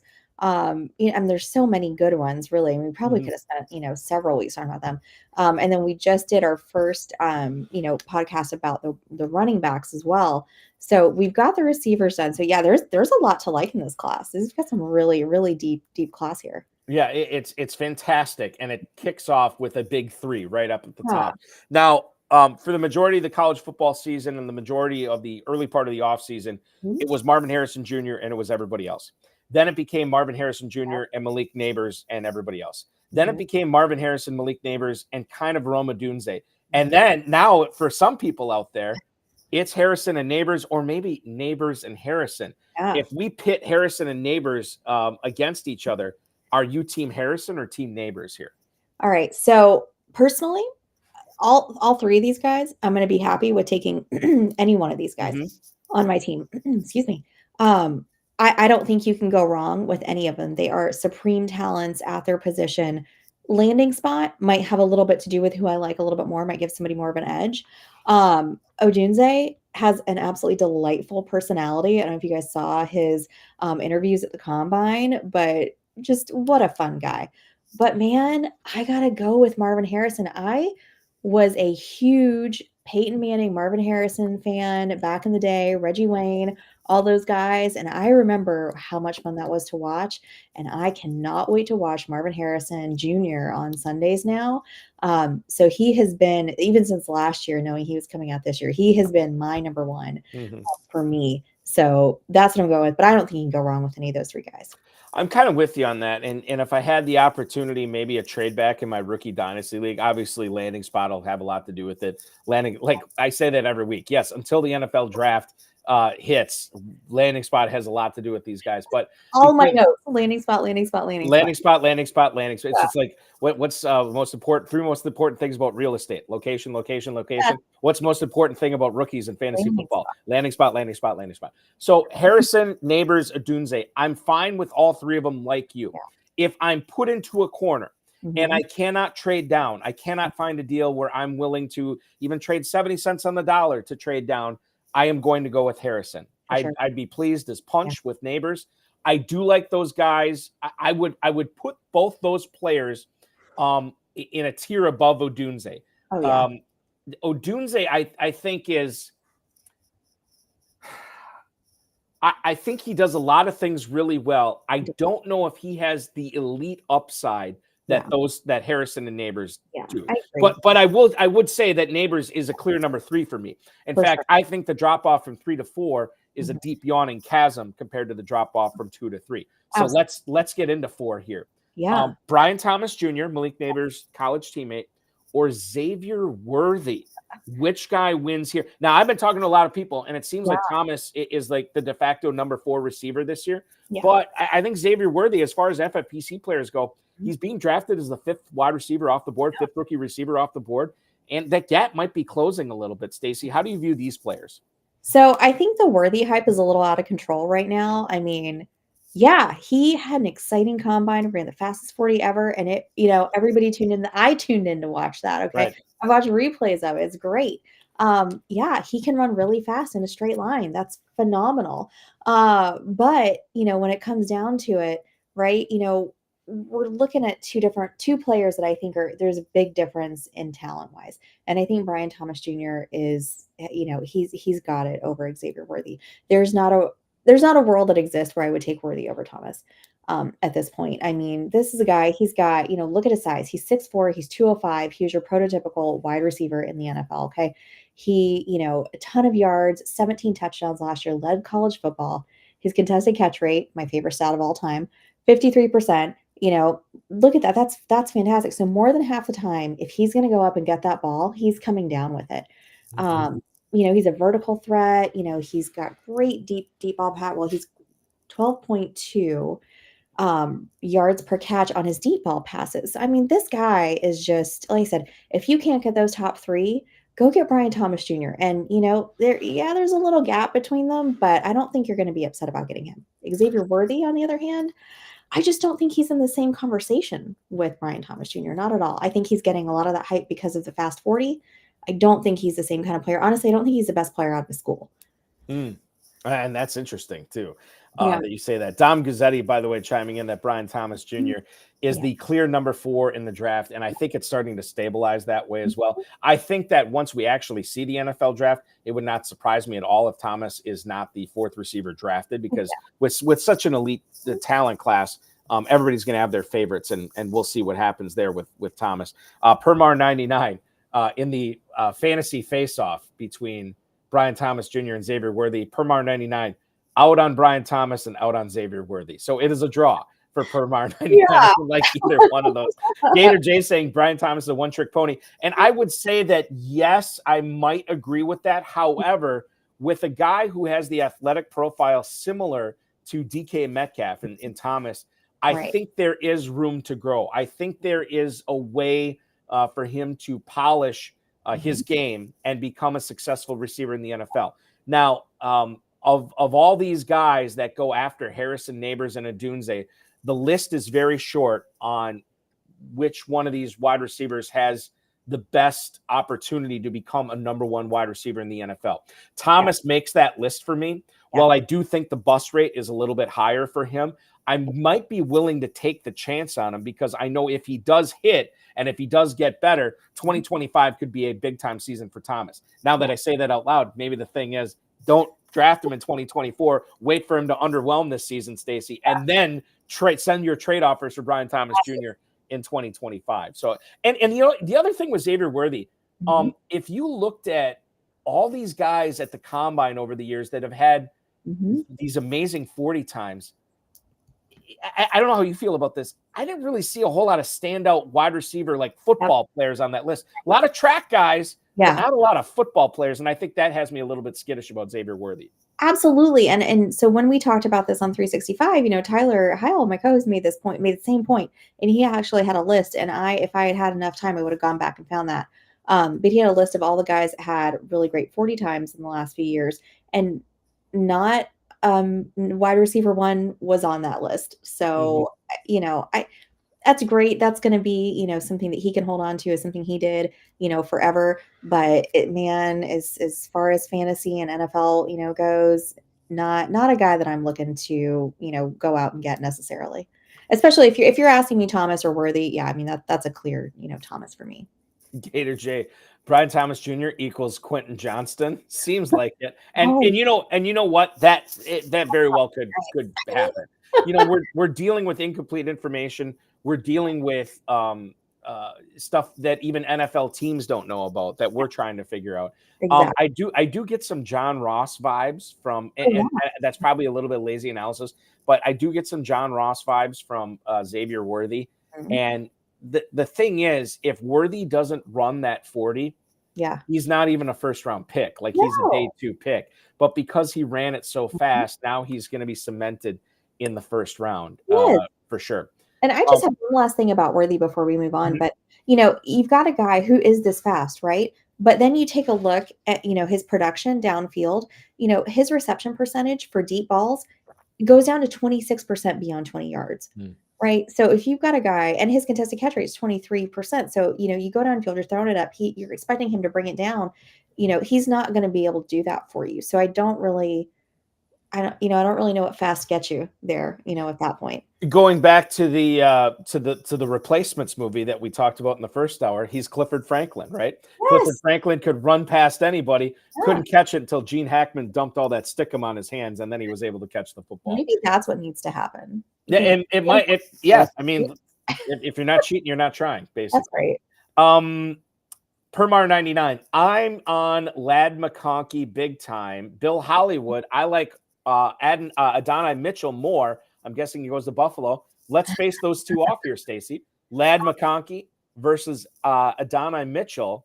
Which one wins that face-off for you? So it's Ladd McConkey for me, and I just got to tell you, he's just more exciting to watch, honestly. I think AD Mitchell is probably the better of the two Texas guys when you're looking at him and Worthy. He's super fast too. But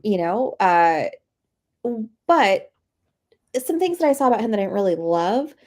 Okay, so he's got 3.2 yards after catch. That's not great at all. He had under 1,000 yards this year. His contested catch rate's not that great. He is 6'2", 205, so a little bit meatier than Worthy.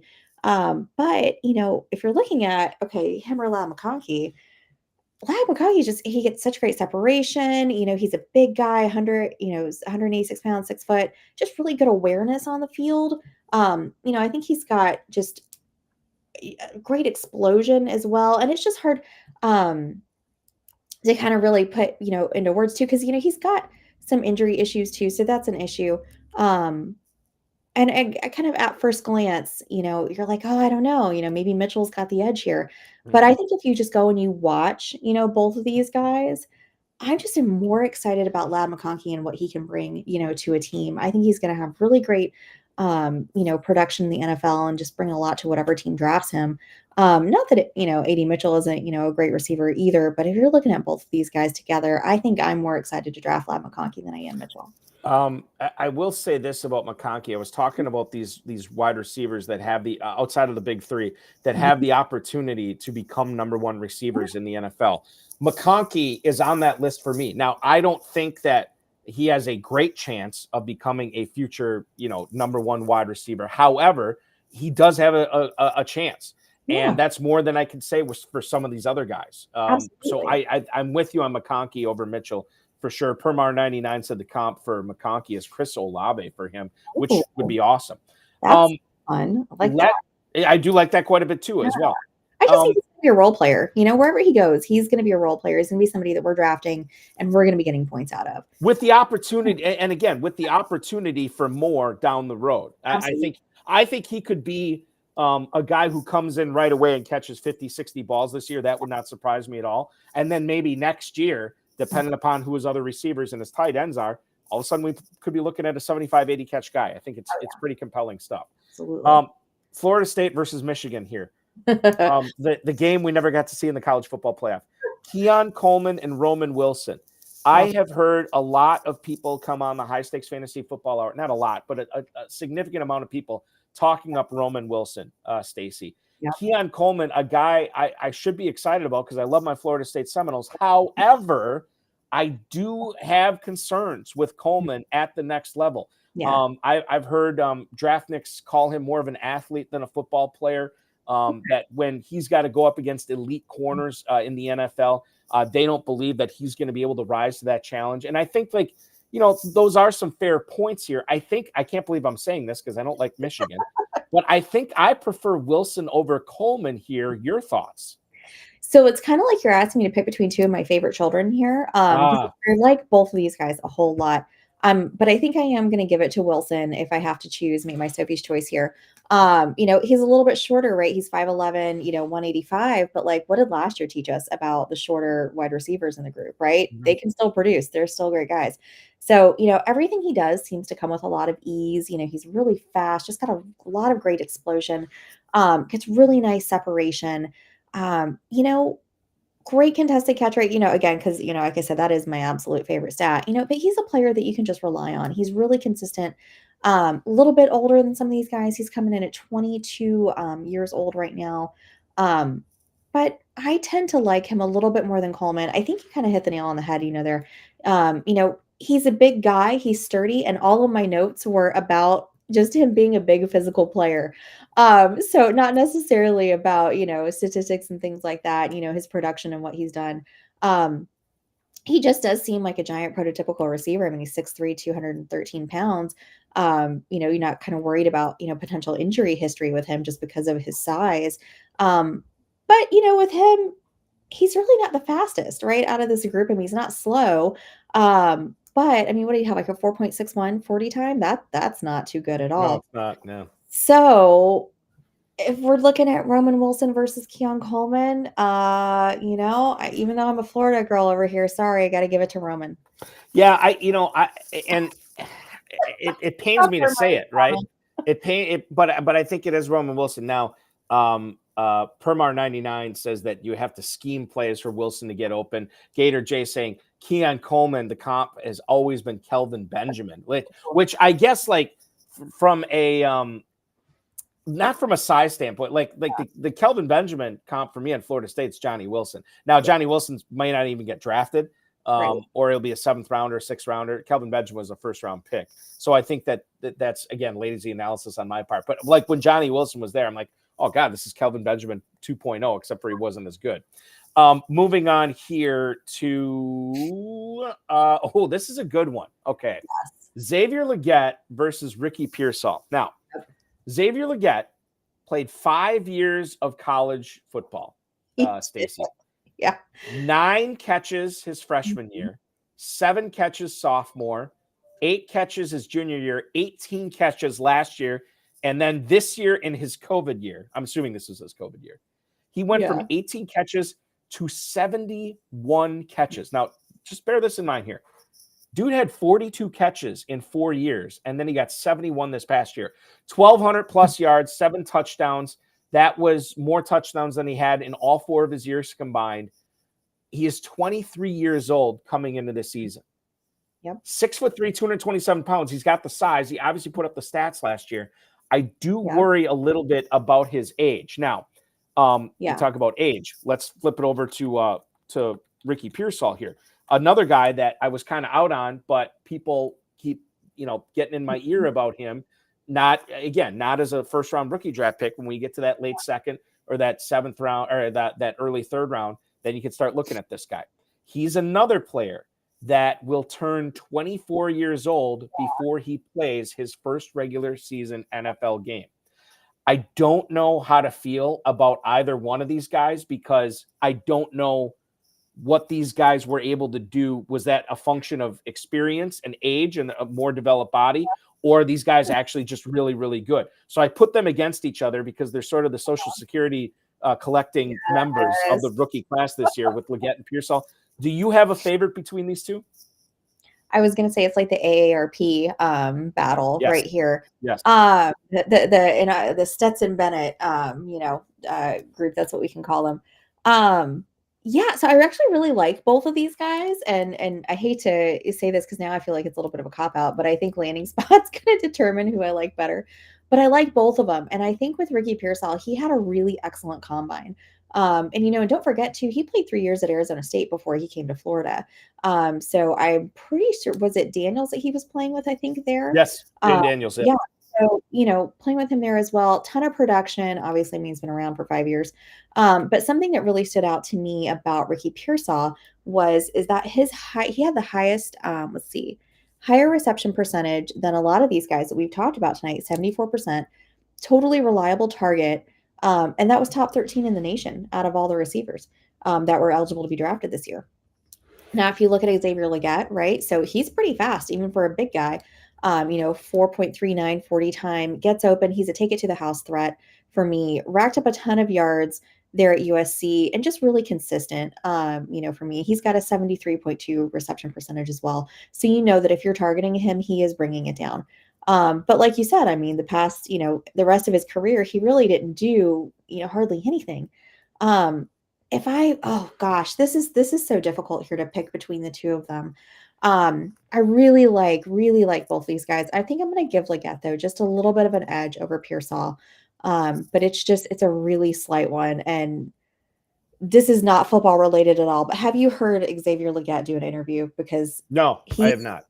He is his accent. Most of my family is from Kentucky, so I am very accustomed to a Southern accent.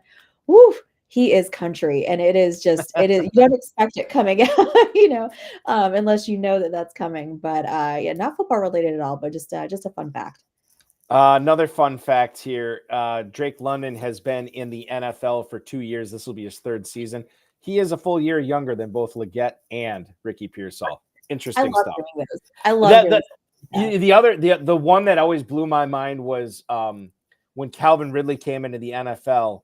Amari Cooper had already been in the league for like 3 years, and Cooper was only 6 months older than Calvin Ridley. That can't be accurate, but it was accurate. We have talked a lot about some rookie receivers here. Is there a sleeper wide receiver that we have not talked about, Stacy, that you do kind of like, say in your rookie drafts, like, I'm going to take a stab at this guy here. I'm going to throw a dart at this player. Is there anybody that we haven't discussed that maybe you feel his name is worthy of being brought up?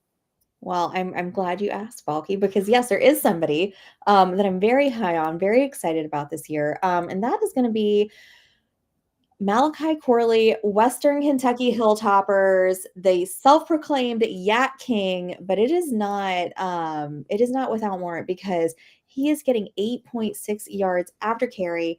This guy, he's kind of built a little bit differently than a lot of these, long, tall, skinny speedsters that we're talking about tonight. He's 5'11, 210, a little bit like a bowling ball, kind of built like, I don't know, Deebo Samuel, maybe. He's getting a little comps, to Deebo. This is a guy that really is used more in those short yardage situations. Like his average depth of target is 5.5. Most of those are coming either behind the line of scrimmage or, the short yardage situations. He is a shorter, a thick king that, could be used in kind of like a Deebo. He's got 4 career rushing touchdowns. He's got, just this incredible strength to break those tackles. He is hard to bring down. He is a guy that I've had my eye on since the Senior Bowl, and I am happily taking him. There you go. Permar 99's got it. He's going around 22. If you can get him in the last few rounds, absolutely go and get him. I think he is going to be an absolute steal, and I can't wait to see where he goes. Another reason to draft now, because Corley's another player that where he's going in drafts, right? You will, after the NFL draft, you will not be able to get him in round 22. No. Now is the time to get in on him. As far as like players that you don't conventionally hear as like a first round pick or whatever, when I talk with high stakes players, this is the name that keeps coming up over and over again is Malachi Corley. And I think this is a player that we're going to be talking about this season. Like, God, I wish I would have had him on more dynasty teams. He's my Marvin Mims of this year, but hopefully it's a better outcome. he's the 2024 Marvin Mims, Malachi Corley. Although, I think his outcome will be better than Mims was in his rookie season. We are talking plenty of rookies here on the High Stakes Fantasy Football Show tonight. I don't know how much. In fact, I don't think we'll get into any quarterback conversation, but we do have some time left. We'll step out for a break. When we come back, let's talk running backs. Jonathan Brooks, Braylon Allen, Marshawn Lloyd, and much more. Stacy Perez from Fantasy and Frames. I'm Eric Balkman from the FFPC. The High Stakes Fantasy Football Show rolls on right after this on the Better Sports Network. If you're not playing Dynasty fantasy football right now, where we're still out there doing all sorts of trades and moves, everybody else that does like casual gamers that do redraft, they're done, and they're just kind of speculating or like talking about the draft. We're still playing. Like if you play Dynasty, we play all year. I play over at FFPC. If you want to play there, use promo code COOP, C-O-O-P. We'll give you $25 when you deposit 35 or more at myffpc.com. And there's 2 ways to jump in over there. You can either do a startup, in which case you can get Dalton Kincaid way after guys like Sam Laporta and Trey McBride. Brock Bowers, I just saw that the rookie Brock Bowers, even before the draft, they're projecting him to go as like the tight end 2 in these startup drafts. Crazy, right? Like right after Laporta, which is nuts. Like you can get Kincaid, or if you don't want to do a startup, I think this is even more fun.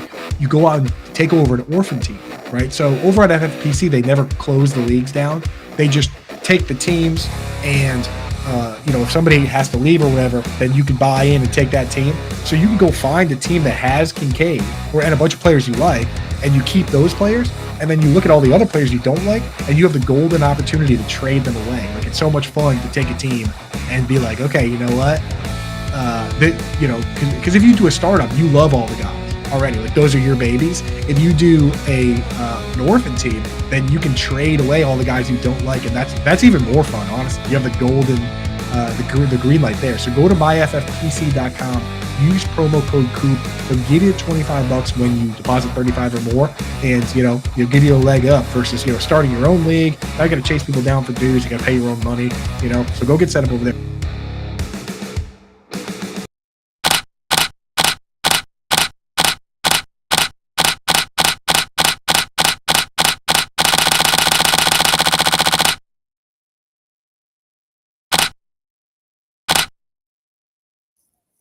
Eric Balkman here for the Better Sports Network. Let me tell you about the Fantasy Alarm All Pro subscription. You can get it right now and unlock all content for all sports, including the annual draft guides. One-on-one expert access will be at your disposal in the Discord. Analyze matchups and trends in your league with the league sync function.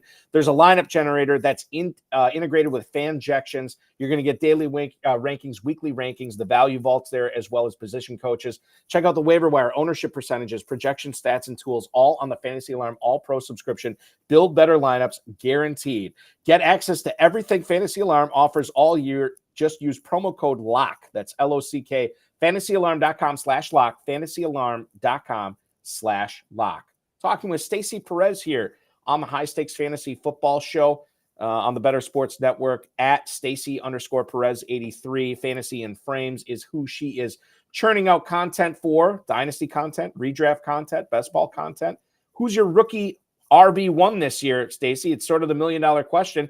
Seems like a lot of people have a lot of different answers. What's your answer?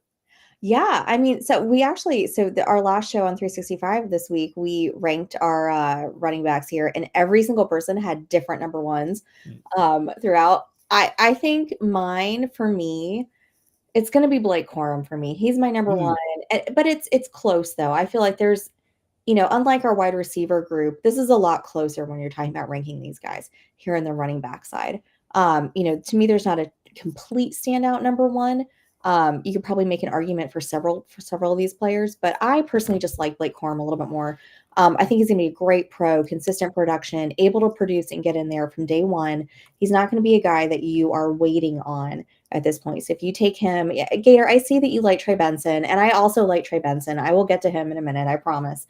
But just as far as Blake Corum, I think he's all the things that you're looking for in that number one running back. There's no Bijan this year. There's no Jahmyr Gibbs, right?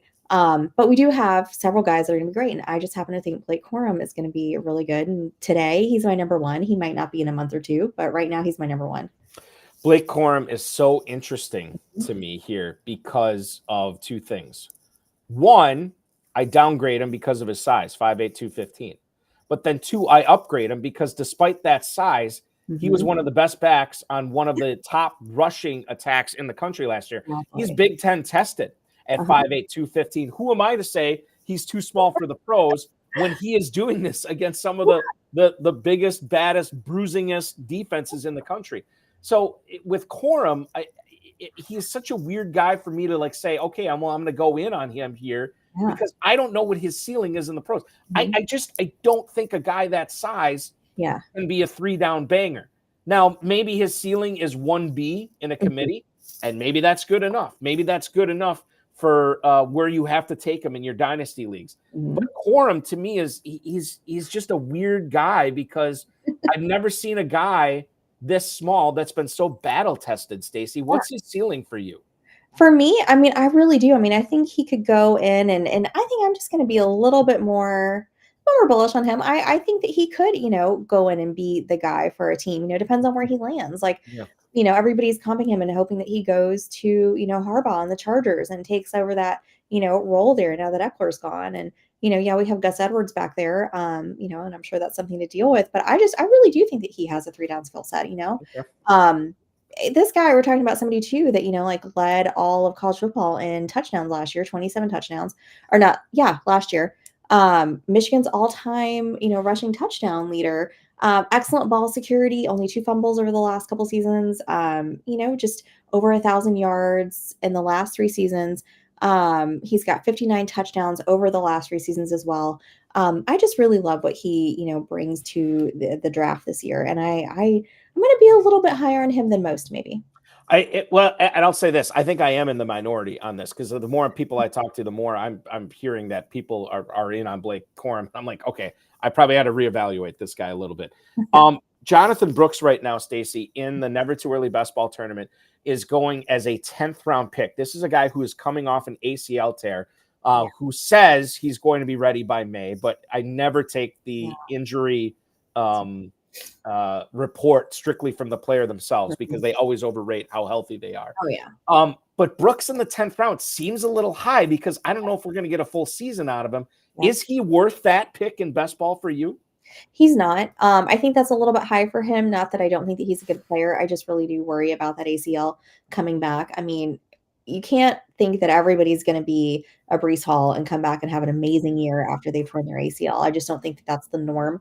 I think it's more like a Javonte Williams kind of situation, right? Where you are able to come back, you're able to play and produce, but not to the level that as far as what your talent is. And I think that he's a talented running back. I just think that maybe next season is when I'd prefer to have him rather than this. I have I think Brooks is another one of those guys where you don't draft him this year. You wait till somebody who overdrafts him gets disenfranchised with him, and then you make your offer to try to get Brooks in 2025. We talked about Devon Achane a little bit earlier, and I've heard a lot of people comping Jalen Wright to Devon Achane, given how like his speed score, how fast he is for his size. And with this running back class, I think it's so easy for people to fall in love with a guy and say, okay, this is my number one. Trey Benson's my number one. Blake Corum's my number one. I have not seen anybody put Jalen Wright as their number one yet, and I don't think I will, but I have seen him as 2. I have seen him as 3 for plenty of people. What about Jalen Wright? This is a guy that's got all speed in the world. Do you think that the comp is fair to Devon Achane? I do. I was actually going back through to look at my notes to see if any of our guys from earlier this week had him as their number one, and they did not. But one of our guys did have him as the number 2. Mm-hmm. I can definitely see a comp to Devon Achane for sure. I mean, look, he's super fast, right? He ran a 4.38. He had a fantastic combine. He led all of college football, in yards per carry. I think he's a great lightning to somebody else's thunder.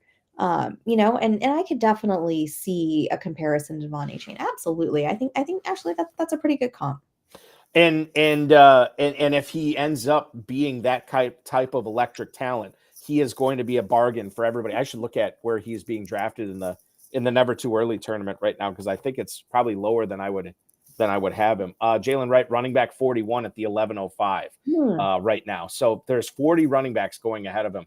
I don't think there should be 40 going ahead Probably of him. not, no. On the flip side, a guy who is maybe not necessarily all that fast, but he is big, he is strong, and he's Big Ten tested as well. It's Braylon Allen. Braylon Allen was, as a 17-year-old, getting high leverage carries for the Badgers against the Michigans, the Ohio States, and the Penn States of the world. And he showed off like doing, like the moment wasn't too big for him. He looked ready. Now, I don't think, and maybe his body just matured early, I don't think he's necessarily become bigger and badder as his career went on. Yeah. And I think what's compelling about him this year, one of the things that we always talk about in drafting Badgers running backs in fantasy is, can they catch passes, right? Yep. We saw Melvin Gordon and Jonathan Taylor really make a concern that their coaches made a concerted effort to make sure that they got to catch the football their last year in Madison. Luke Fickell brings in Phil Longo from North Carolina to bring in the air raid offense, which did require Braylon Allen catching more passes, and he did catch more passes this year. Now, his pro day wasn't all that great, and we do know that he didn't do everything at his pro day. He hardly did anything at the combine. His jumps were not great. Is that why he's going so low? I mean, I've seen people rank him as their number one running back, but not a ton. To me, this is the type, like all the sizeists out there should love Braylon Allen. He's got the NFL running back body, right? But yet he's still going low in redraft. He's still ranked low on a lot of dynasty running back rookie boards. Braylon Allen, do you have any insight into this? Where does he rank for you? Well, so I actually know somebody who ranked him number 1 overall on our 365 show. Rich Sickles had him as their number 1 guy. He's not my number 1, but I think that's really just more so I'm a little concerned about that he doesn't really bring a lot of dual threat ability. I think if you're playing in a standard scoring league, go get him, because that's probably where he's going to be most effective for you. He is one of the bigger guys out here. I like that in a running back. And I don't think that he's necessarily just a bruiser just because he is that big. I think he does have a little bit of, grace in his run style.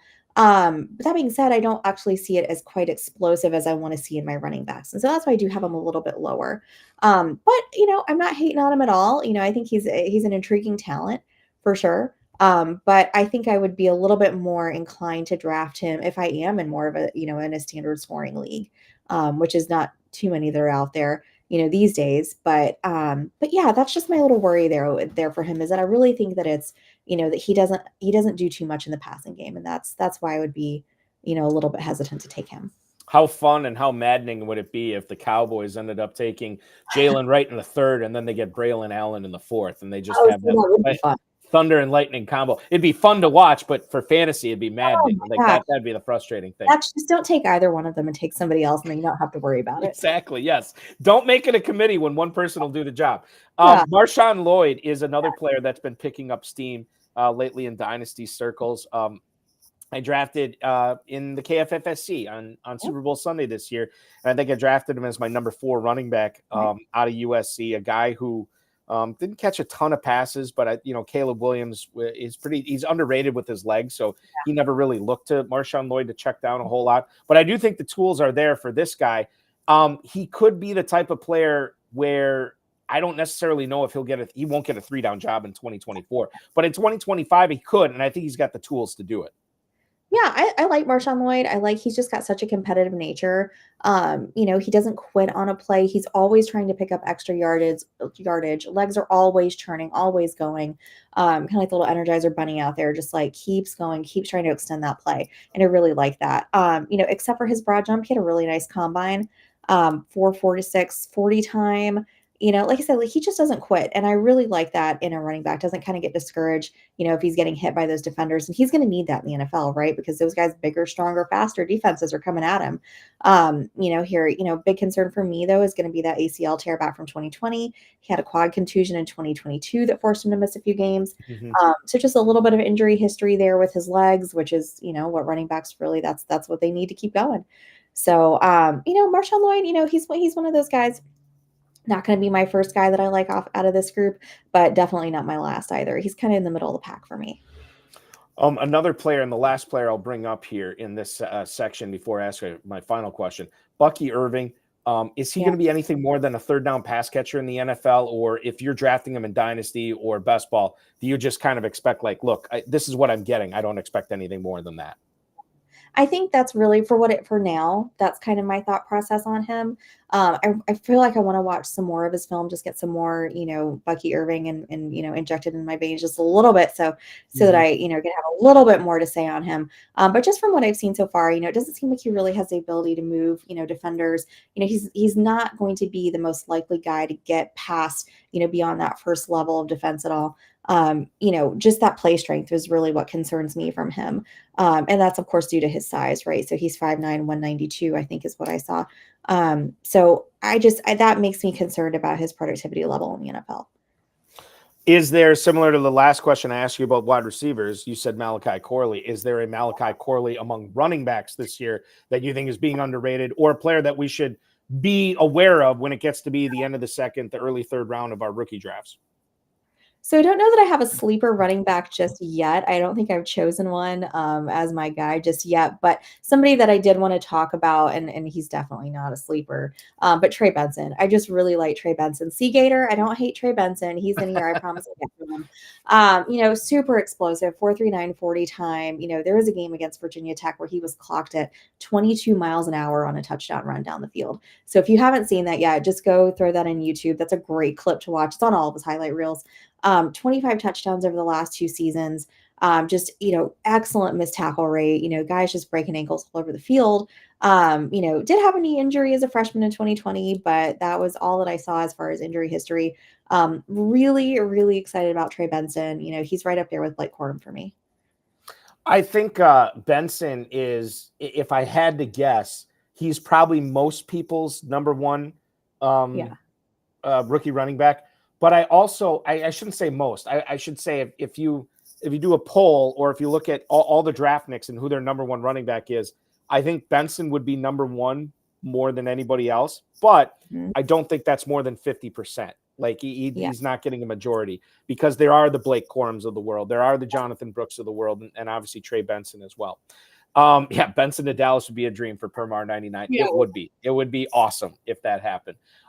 Let's talk about, and I know that it's over with, so we can't really promote it, but maybe we could promote rewatching it. The Fantasy and Frames Women's Best Ball Challenge that you threw together. How did you get this idea? And then what is it for everybody out there who did not see the live drafts? Yeah. So I'll give you kind of a little bit of a backstory here. So, as most of my, high stakes leagues and go, I partner with Jim Bednar, and together we are the Red Crayons team. We've been together, we've been playing together for a couple years, and he was formerly in the Marines, and so he was talking about one day, he'd really like to put together a fantasy, group similar to like some sort of tournament with veterans and active, military guys, because that's where he started learning how to play fantasy football and really got into it. And so you're just kind of talking with him about that kind of made me think, that's a really exciting, thing to do, and it just kind of got my wheels, churning it as well. And it happened to be early March, and that's Women's History Month. And I was just kind of thinking about, what can I do, to kind of bring, some recognition to the women in the fantasy football community. And I just was like, we should do a draft tournament, Yes. because I was like, I know that there are so many women out there. I am not the only one who likes to draft, in February and March and April. I was like, I know there are dozens of other women that like to do this as well. Um, and so that's kind of where my thought process and my motivation was. And, literally within a week, the whole thing came together. I took it to Jorge, Edwards at Fantasy and Frames. I was like, hey, I want to do this. Can we get this done? And he was like, yeah, absolutely, go for it. Green light.